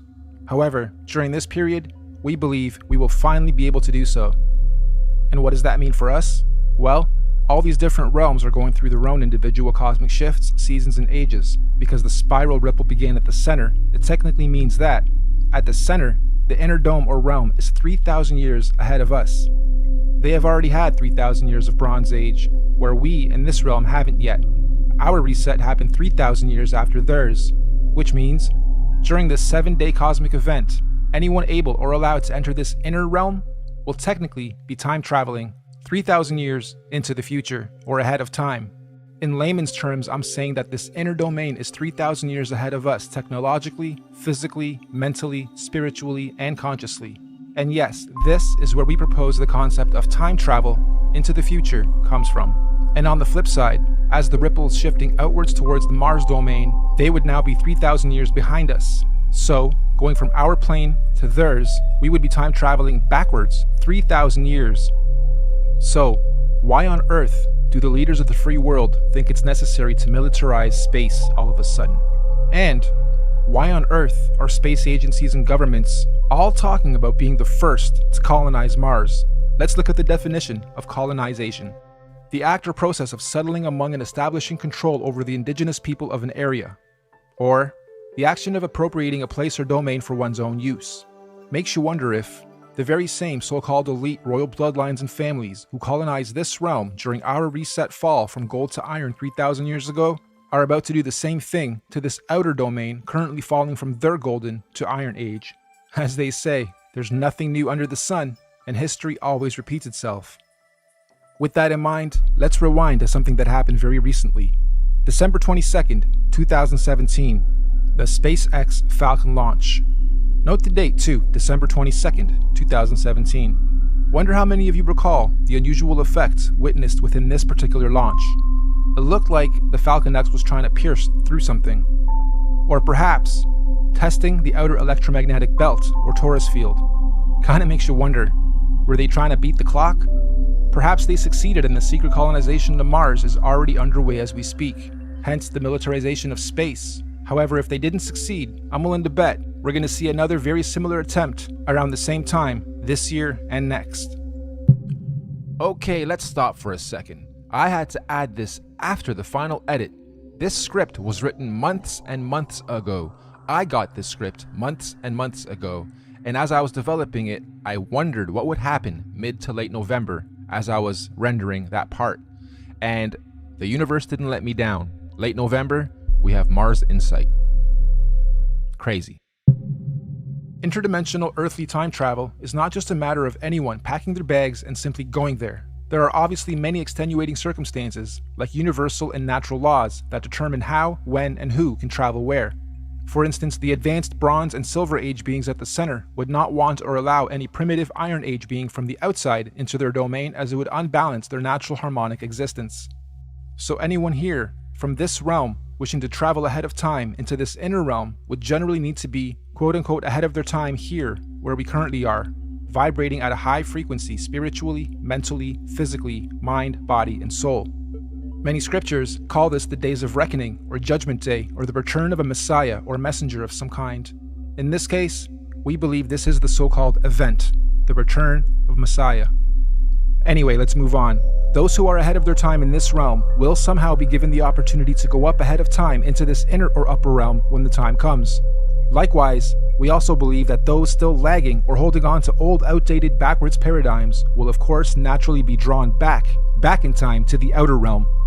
This is where we hypothesize our current elite establishment is planning on going to install a new world order for those beings out there. Most people in our realm, though, will be staying here, in this domain, after the event, to continue experiencing, learning, and growing in the upcoming new Bronze Age and One World Order. And exactly how or what this new age or order is going to be, who knows exactly, but what we do know is that this domain will not be anything like it currently is today after the event. And so finally, when these 7 days have passed over, January 1st, 2021, on New Year's Day, the first day of the first month of 2021, the electromagnetic torus fields or domes of each domain will fall back into place as they were.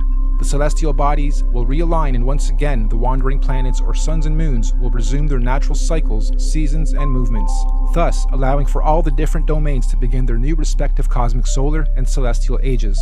And so, the wheels of time will continue to turn, forever moving forward in cyclical cycles and seasons. Now, of course, we're very much aware that what we are proposing may happen seems a little outrageous and possibly overwhelming, or let's face it, you might think this is batsh crazy if you're hearing this kind of stuff for the first time.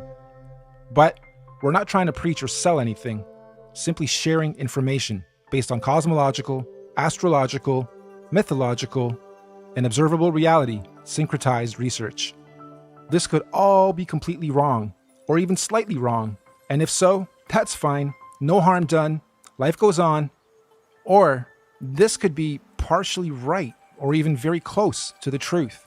At which point, if or when these events occur, at least those of us who will have received this good news will be prepared, mentally, psychologically, and possibly spiritually as well. Of course, right now under this domain, we are collectively going through some very difficult birthing pains as we make this shift. However, those in tune with these changes are adapting and consciously evolving with it. This is the so-called conscious awakening. But even more importantly, those who fully understand what's going on are able to accordingly prepare for the changes that are occurring and coming. This is what J.P. Morgan meant when he was quoted saying, "Astrology. Millionaires don't use astrology. Billionaires do." Astrology is simply the natural science of understanding, reading, recording, and following seasons and cycles of the stars and heavens of our universe. Astro simply means heavens or stars. Logi or logi simply means logs or logging. We are astro-logging, making logs, logging all the data of the stars. That's all astrology is, reading and recording of the heavens, stars, cycles, seasons, and ages. It's even written in all the ancient scriptures that in the last days many will not know the exact time and date, but those with wisdom and discernment of the heavens will be prepared. Keep your eyes to the heavens and look out for the signs of what's to come. So the final question, is all of this intelligently designed, and if so, by whom or what and why? As far as we're concerned, the answer is definitely yes. Everything we've talked about is most definitely intelligently designed. Microcosms of macrocosms, the system and order of our Earth, nature, cosmology, conscious energy, and everything else in our universe is just too beautiful and perfectly symbiotic and synchronized to be a random event or evolutionary. Who or where or what is the creator of all this? Here. Yep, right here in this very room and everywhere else around us and within our universe and beyond. We are all co-creators, conscious spirits, souls, or forces of energy. Everything is energy. Everything is electromagnetic frequency, sound, and vibration, down to the sine wave. Quote-unquote God, any God, all gods, are energy. After all, even religion tells us that God is everything and nothing at the same time, right? The Alpha and the Omega, the beginning and the end, intelligent, conscious, immeasurable, unquantifiable, the source, the creator, just is. And since all of us are little conscious fields of energy, that perhaps we are all small manifestations of a greater conscious field of energy, soul, or spirit. Perhaps all of us are from the same original source, simply experiencing life individually, separate from the whole, little creators, in quality but not quantity, playing a game of cosmic hide and seek with ourselves, all part of the same one song, one verse, the universe, just singing in different tunes and octaves at different frequencies, and desperately trying to find a harmonic, melodic balance. And when we do, eventually, individually and collectively find harmony, we will finally be vibrating or singing from the same one verse in our universe. And this is what many mystics, gurus, teachers, cultures, and religions mean when they say we are one. But for now, I think we're extremely far from that, and there's still much learning, exploration, and experiencing and growth to be had on this so-called journey of life before we get to harmony. There are still many seasons to be seen, roles to be played, cosmic ages, seasons, and events to be had amongst all this craziness and confusion we call life. So in conclusion, you, me, all of us are just visitors to this time and place, acting out different roles and characters. Some of us are being directed by various scripts and programs or scriptures, but as we begin to consciously awaken to who, what, where we are, and why we are here, the plot begins to thicken, and some of us have now chosen to completely lose the plot. Why? Because we've decided to start writing our own scripts, our own programs, directing our own lives and movies, and hopefully moving on to the next stage of this experience, learning and growth, in harmony. Nothing that we've talked about today is meant to be a fear campaign, because ultimately, there's nothing to fear or be confused or even upset about, whatever stage of life you are at on this journey. As cliche as it sounds, the truth will always set you free. Not necessarily when you lie, but when you've been lied to and you discover the truth. Thank you all for your time and patience. We look forward to the experience of learning, sharing, and growing with you all, regardless of what may or may not happen in our individual and collective lives. We hope you enjoyed this presentation and encourage you to share it as far and wide as you can. We also hope that in time, we can look back at this as proof in and of itself that there are people with eyes to see and ears to hear to help share and guide others to their true truth and destiny. Thank you, and goodbye for now.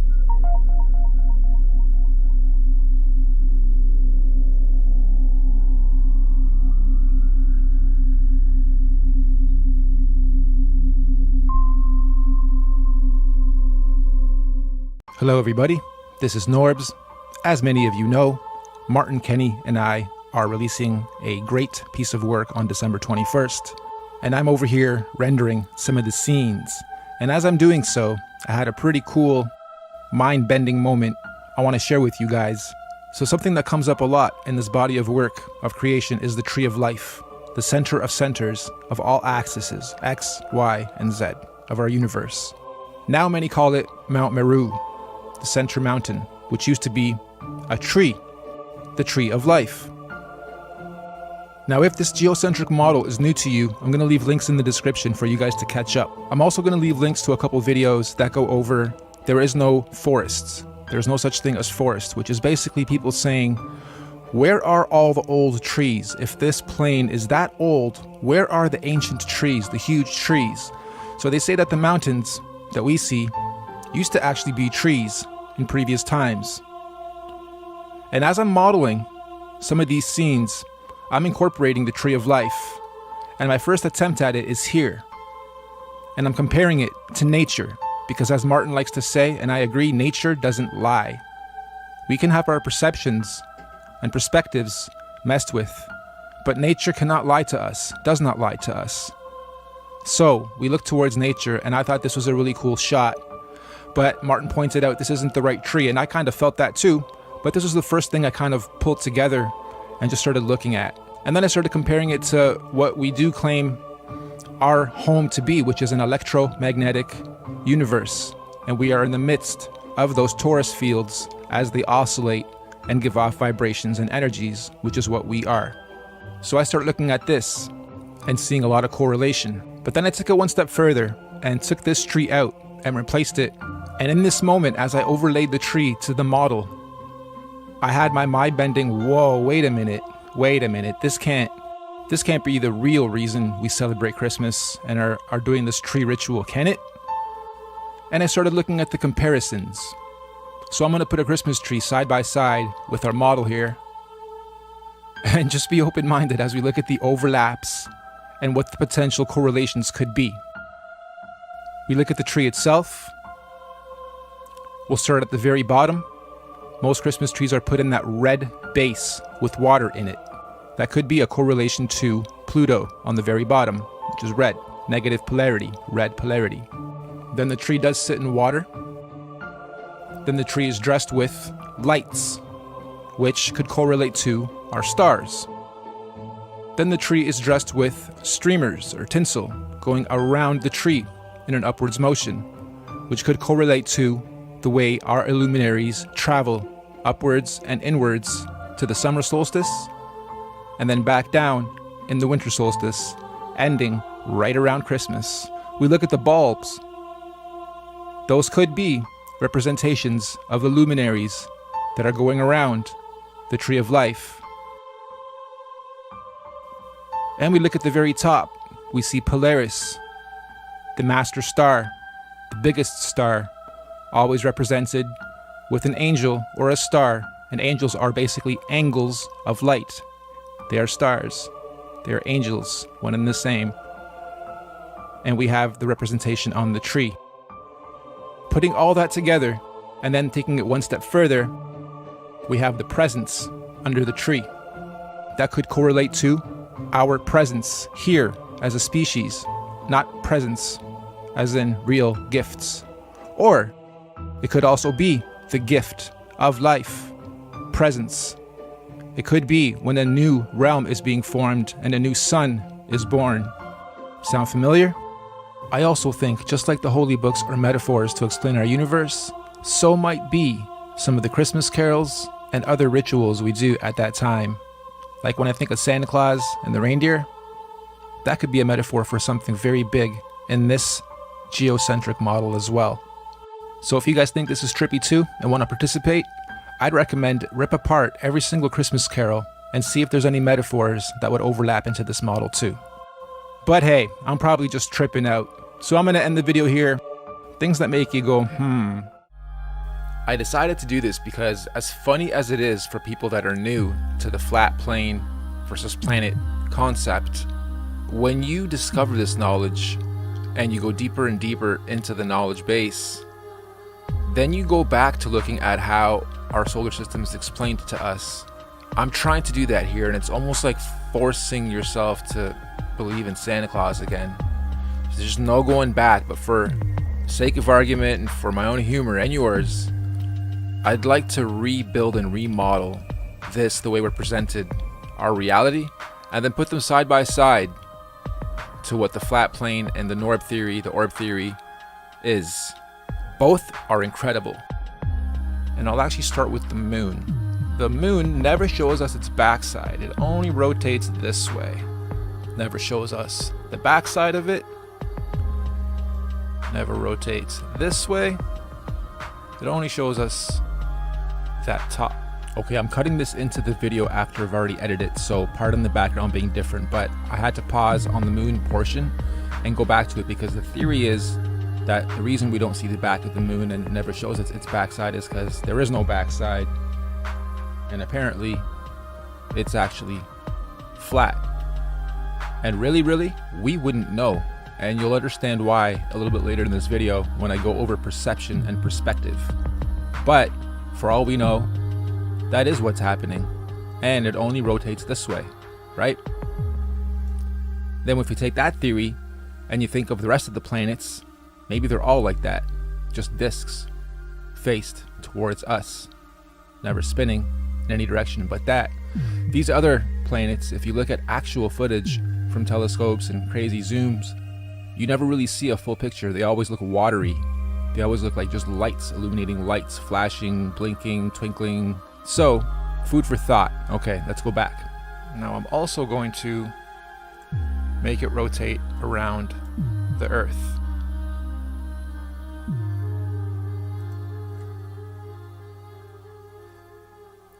Okay, so we have the moon going around the Earth, and it's doing its x-axis rotation as it goes around once.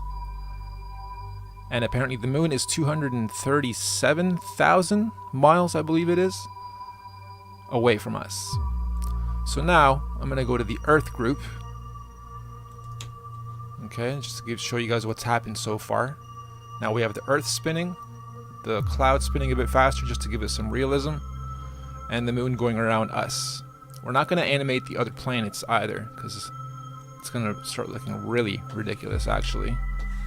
But let's do one step further now, where we got to zoom back out 93 million miles away.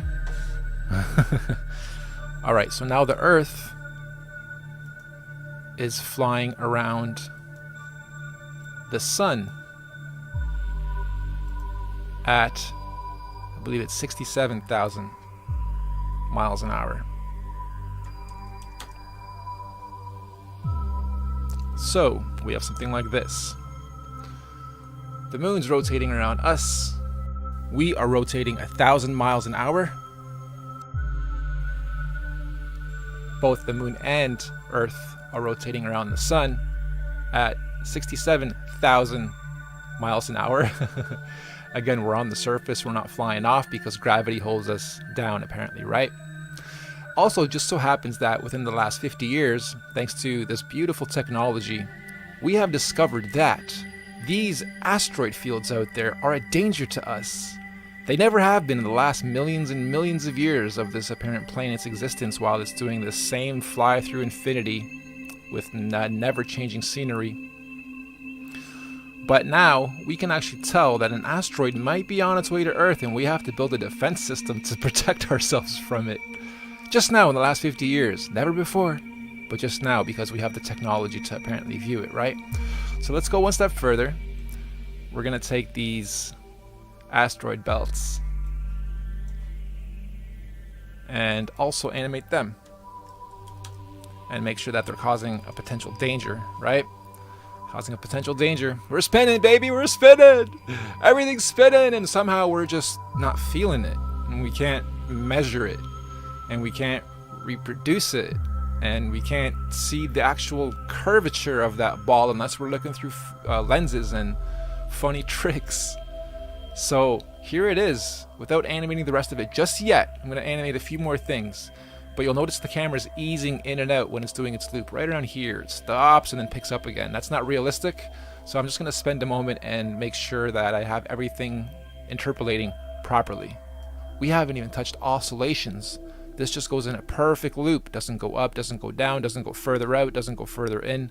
They're not telling us a lot even in this model, just to make it make more sense. Alright, so give me a second here.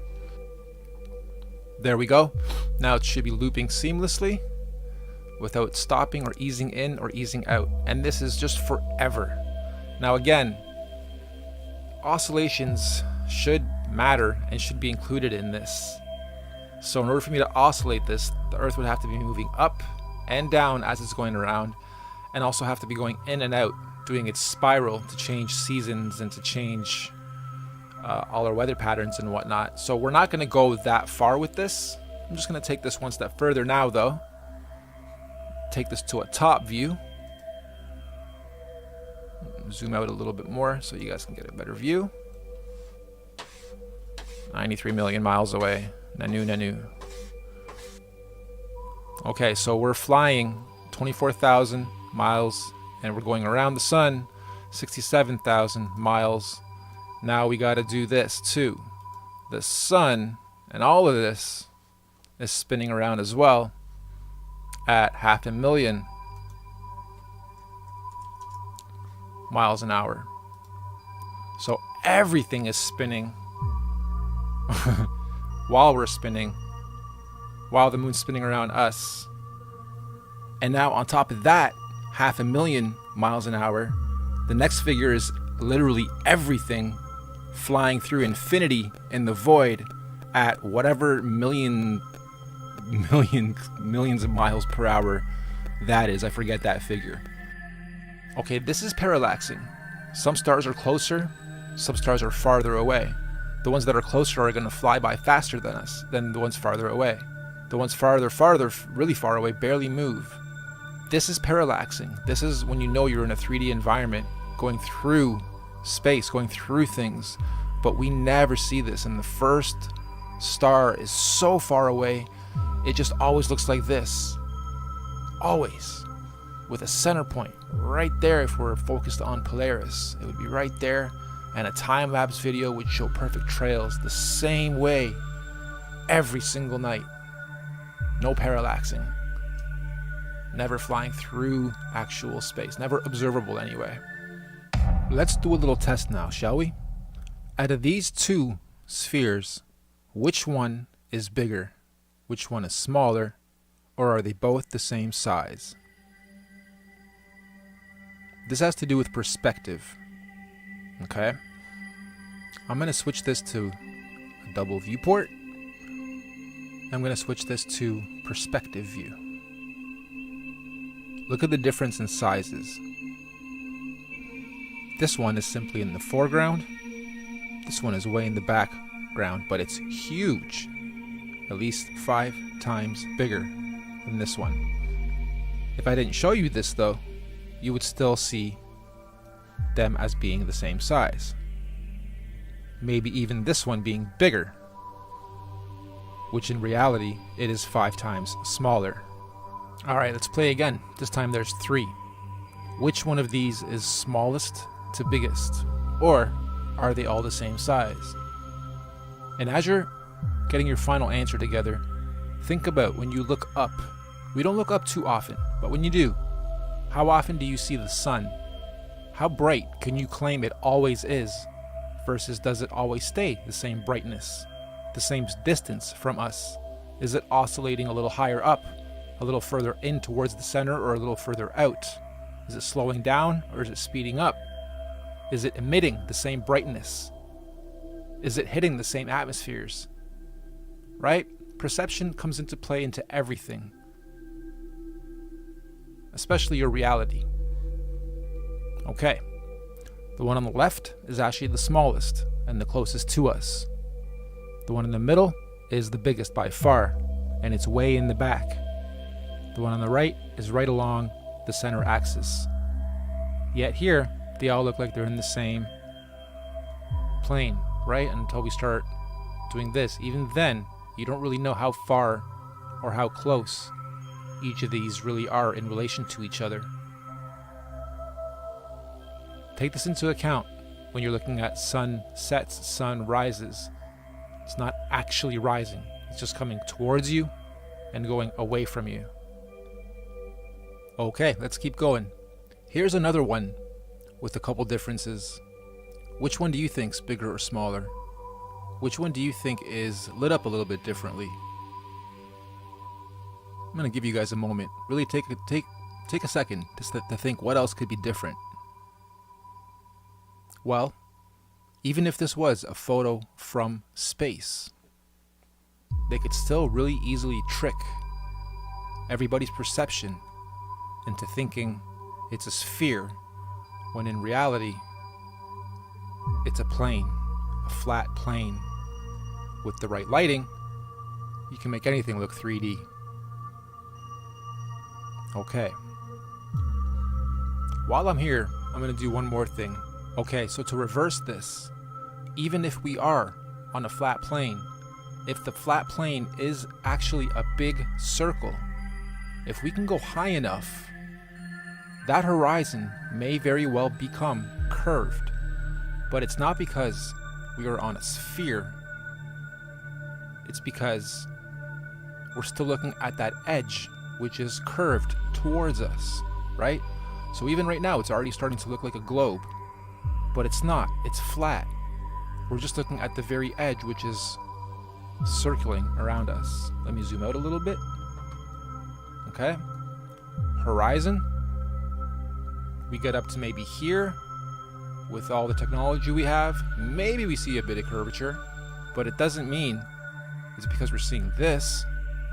It just means we're seeing the edge, which is rounded. I also think if the other model with the orb is true, if they do have technology to go up high enough, they'll see over this edge and potentially see and expose us to the outer lands that are out there. So what better way to hide it than to wrap it all up into a nice little ball? And I'm sorry guys, I'm gonna take your little ball away today. Let me show you how easy it is to take a flat map, turn it into a ball, and hide a piece of it. We've been talking about perspective and perception. We're gonna switch over to this for a second. Map making. Sooner or later you guys are gonna come across the map makers in your journey. And we take for granted how important people that make maps and survey the lands really are. We also take for granted what imaging and technology can do. Take a map that is flat, double it up. I'm going to add a little light here, give it our hotspot from 93 million miles away. Give it a glint so it's nice and shiny. Don't worry, that'll soften up a little later. I'm going to give it an indent so that it gives it a little bit of depth. And here's where the magic comes in. I'm going to give it a sphere effect, which basically takes my map and wraps it. And now I can take the tops and bottoms and hide land.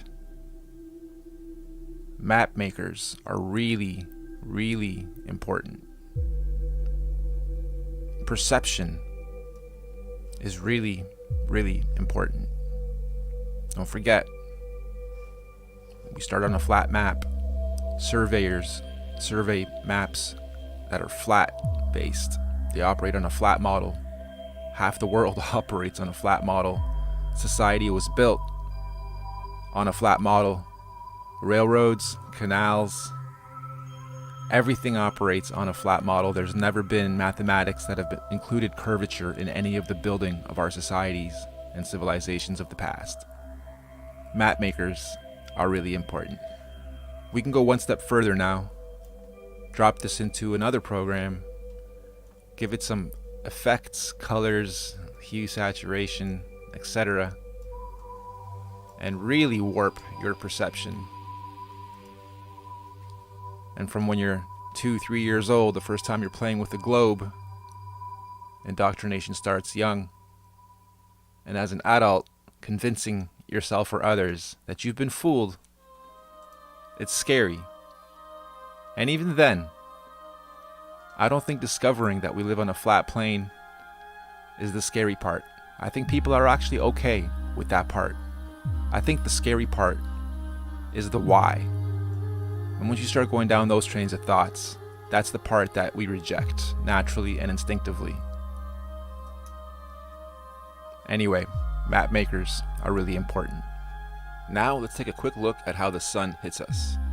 This is a representation of the sun over water in a hot spot, and this reflection would be going towards you because it's water. This is only possible on a local sun, not when it's 93 million miles away to have a hotspot like that. Here it's the same hotspot, but it's opened up bigger, the sun is brighter, the sun's fall off is a lot different, and then here it's fully blown out, and then here it's minimized. The average person does assume that the sun just goes in one big loop and doesn't have too much variations in how high, how much it oscillates inwards and outwards, how bright it shines, what the fall off is, etc. Here's another one. I'm curious if your perception picks up that this is going around us in a big loop, or is the sun just going from behind us, creeping up, giving us light, going over us, and then just going farther and farther away instead of actually going down. Right, we start losing brightness and it starts going out of view and it's gone. Is it going up and down, or is it going over us? And then when it gets way out of view, it just loops around and comes back around behind us and in front of us again. We see our shadows being caused. Going back to perception, I'm wondering if you guys can tell, is this light going around the earth in a circle, or is it just going over it in a straight line? And how would you know if perspective is everything, right? Okay, let's go back to what they're telling us for a second though. I want to show you what we don't see. That is the sun. It shines in every direction, very bright, according to them. What we don't see it do is hit us with the beams being spread into an actual spotlight from 93 million miles away. We don't see it doing that. We wouldn't see it doing that. It's impossible from 93 million miles away to cause a hot spot on one little part, unless it really was a spotlight, unless our sun really is an actual spotlight, and they can control it the same way I'm controlling it here, giving it its spread, its fall off, its intensity on how bright that whole thing is going to be, and then how the hotspots will be hit and how far away seemingly this is. So to wrap up this point, I'm basically saying the average person doesn't understand 3D programs and perspectives the way 3D artists or artists in general do, because we get taught perspective as one of the first steps in art. And the average person doesn't take into account intensity, fall off, the day-to-day differentiation of the suns and moons, and their oscillations as they spiral inwards and back outwards over the course of the seasons. So perspective really is everything.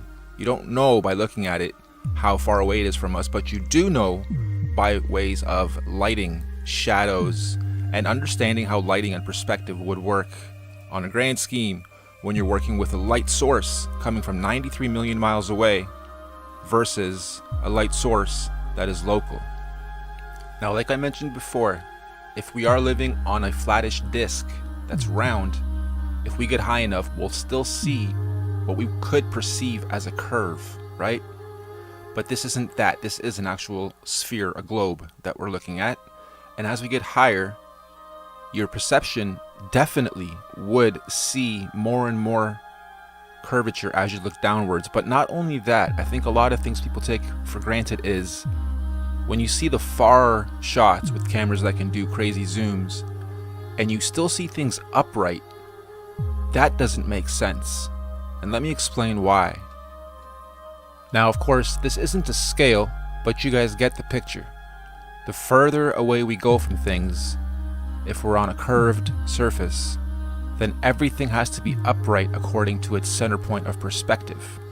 So going outwards, and going outwards, and going outwards, and going outwards, the cameras we have these days would pick this up. Let me go from this way, because the lighting's better. Okay, I didn't actually even do this properly, because these should be curved that way a bit too. If we are really sitting on this perspective, then they'd all be kind of like that as well. But okay, let's just skip that for a second. We would see over the course of distance, A, only a limited field of view, and B, as we get further and further away, things would naturally seem to twist away from us, going that way, more and more and more and more, right? The further away we go from something, the further away we would start to see that. And if we can get a shot 1,000 miles away, not only would it be curved like that, but it would be way below our point of view because of the curvature itself. We wouldn't be able to see around the globe. Refraction or no refraction. And yet, the way we look at things, everything is straight, as if it's built straight up. Nothing is built going outwards in every direction. Photos would illustrate that, especially aerial shots. A huge aerial shot would show all kinds of curve on the sides of buildings. Everything would seemingly go away from you. And as you pan around, let's say we're going up in a hot air balloon and we get really high. As we panned around, everything would be skewed really far away from us. So let me read this to you guys. Her name is Cici Kalichan or Kalichan. Hope I got that right, one of those. She says, I have the ability to communicate with beings beyond this dimension. The imagery of my work has led me to an appreciation of the world we live in and the world beyond this world that are interconnected. The structures depicted in this artwork are combined frequencies which can be interpolated as musical, mathematical, electrical, or script descriptions. I believe these frequencies can be deciphered with some manner of code breaking. I speculate that extraterrestrial beings communicate through emissions of individual symbols from the electromagnetic technology, which is consequently understood by the conscious mind as information. She goes on to say, I feel like I'm in school and higher intelligences are instructing and teaching me. It's almost like a thesis, a work in progress. It has opened my mind to the bigger picture, which includes biology, neurology, physics, astronomy, astrophysics, theology, philosophy, spirituality, technology, anthropology, archaeology. I feel I am in school and higher intelligences are instructing and teaching me. After the work, it forces me to read and learn what they have suggested. It has awakened me to a higher consciousness and awareness.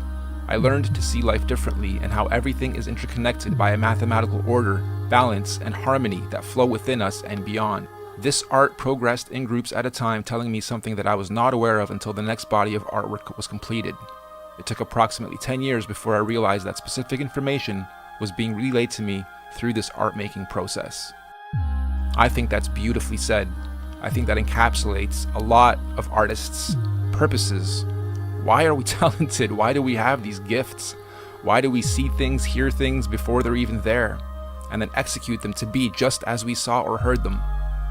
Sometimes I question my own abilities and art skills and whatnot, and while they have done a lot for me, they have freed me financially, spiritually, broken society's chains off of me. It's a confusing place to be, to have a label of being an indigo kid, or a star seed, or someone here to help raise the vibration of the planet. Every creative person I feel has the ability to help raise the vibration of the planet. Even in my business path in life, my biggest accomplishment to date was developing music production software, over 20 titles, and moving hundreds of thousands of units, both free and paid, to kids to help them discover music production. And now if that isn't helping raise the vibration of the planet, hundreds of thousands of kids are learning how to make music and be harmonious with sound. I feel like that's been my biggest accomplishment and purpose to date. And now, being taken from a starving artist mode to having abundance, it loops back around once you're done spending money and enjoying life as it was supposed to be enjoyed, and all the rewards that come with having these talents and finding yourself. You come back around and you say, okay, I've done it all, I've achieved this success thing, and now what? And you start going down, or I started going down, a spiritual journey. Now what? What else can I do with these talents and skills? What's my next purpose now that I've accomplished this thing of freeing myself and of sharing the beauty of music in a way where I'm helping other kids create it, teaching them on YouTube how to do it? What else can I do for both myself and for this world? What good can I use these talents for?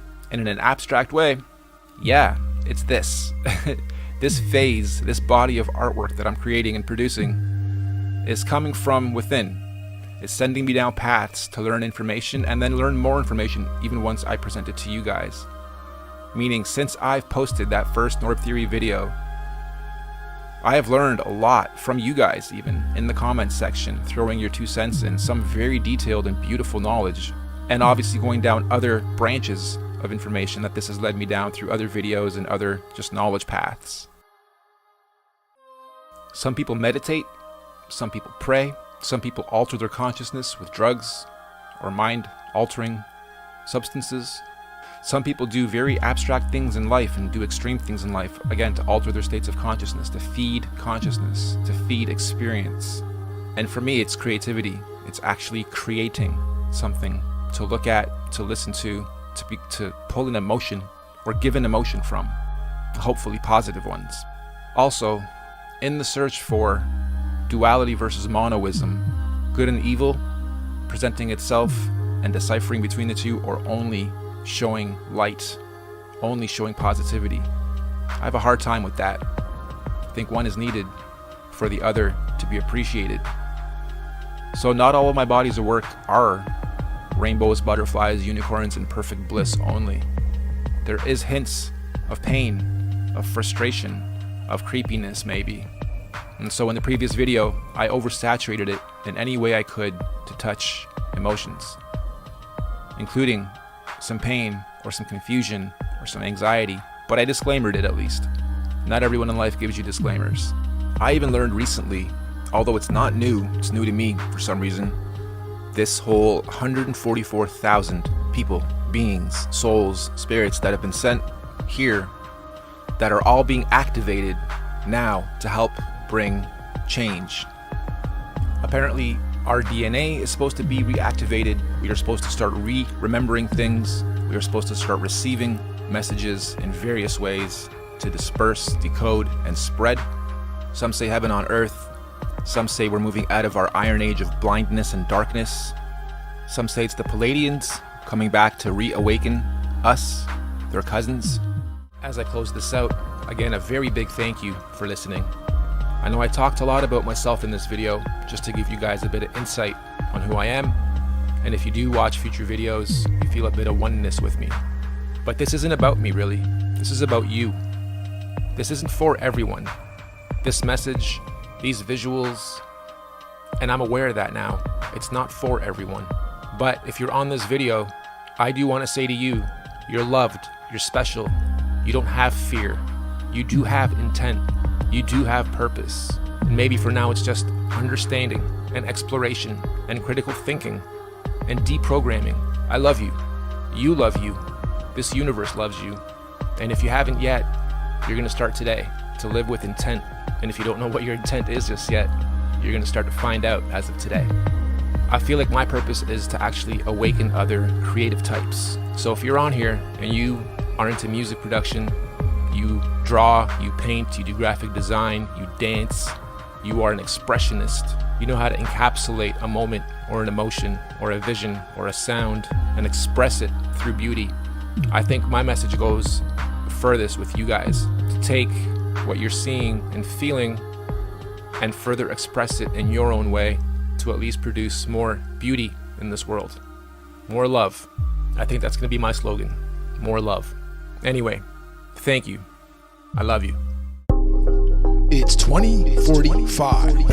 You are no longer human. You are transhumanist cyborg 2.0.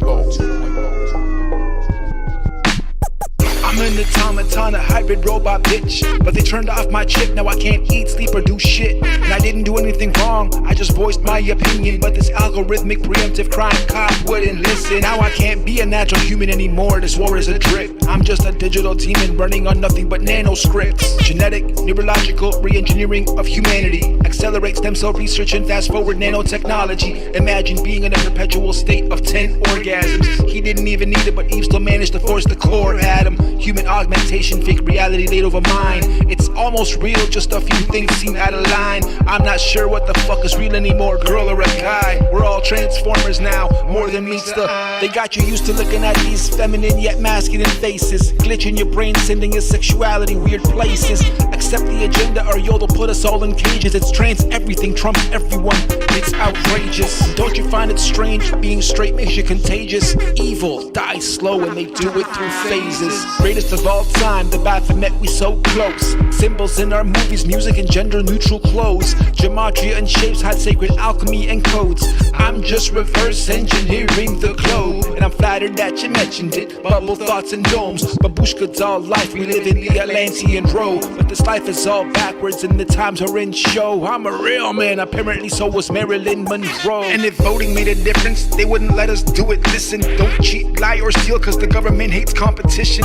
Propaganda makes you hate the victims and praise the oppressors. Subversion of the world and they keep applying the pressure. Genetically modified foods, genetically modify you.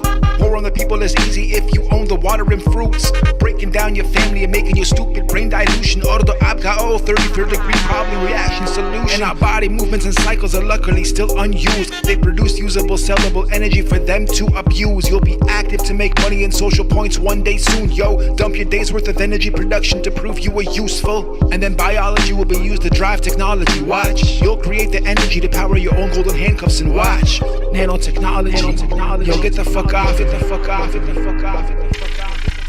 The closer and closer we get to singularity. Artificial intelligence is replacing you and me. Pretty soon the earth won't need the human species. You get a chip in your body, that's the mark of the beast. Eradicate the natural human journey rapidly. Consciousness to disc, reversing our DNA and anatomy.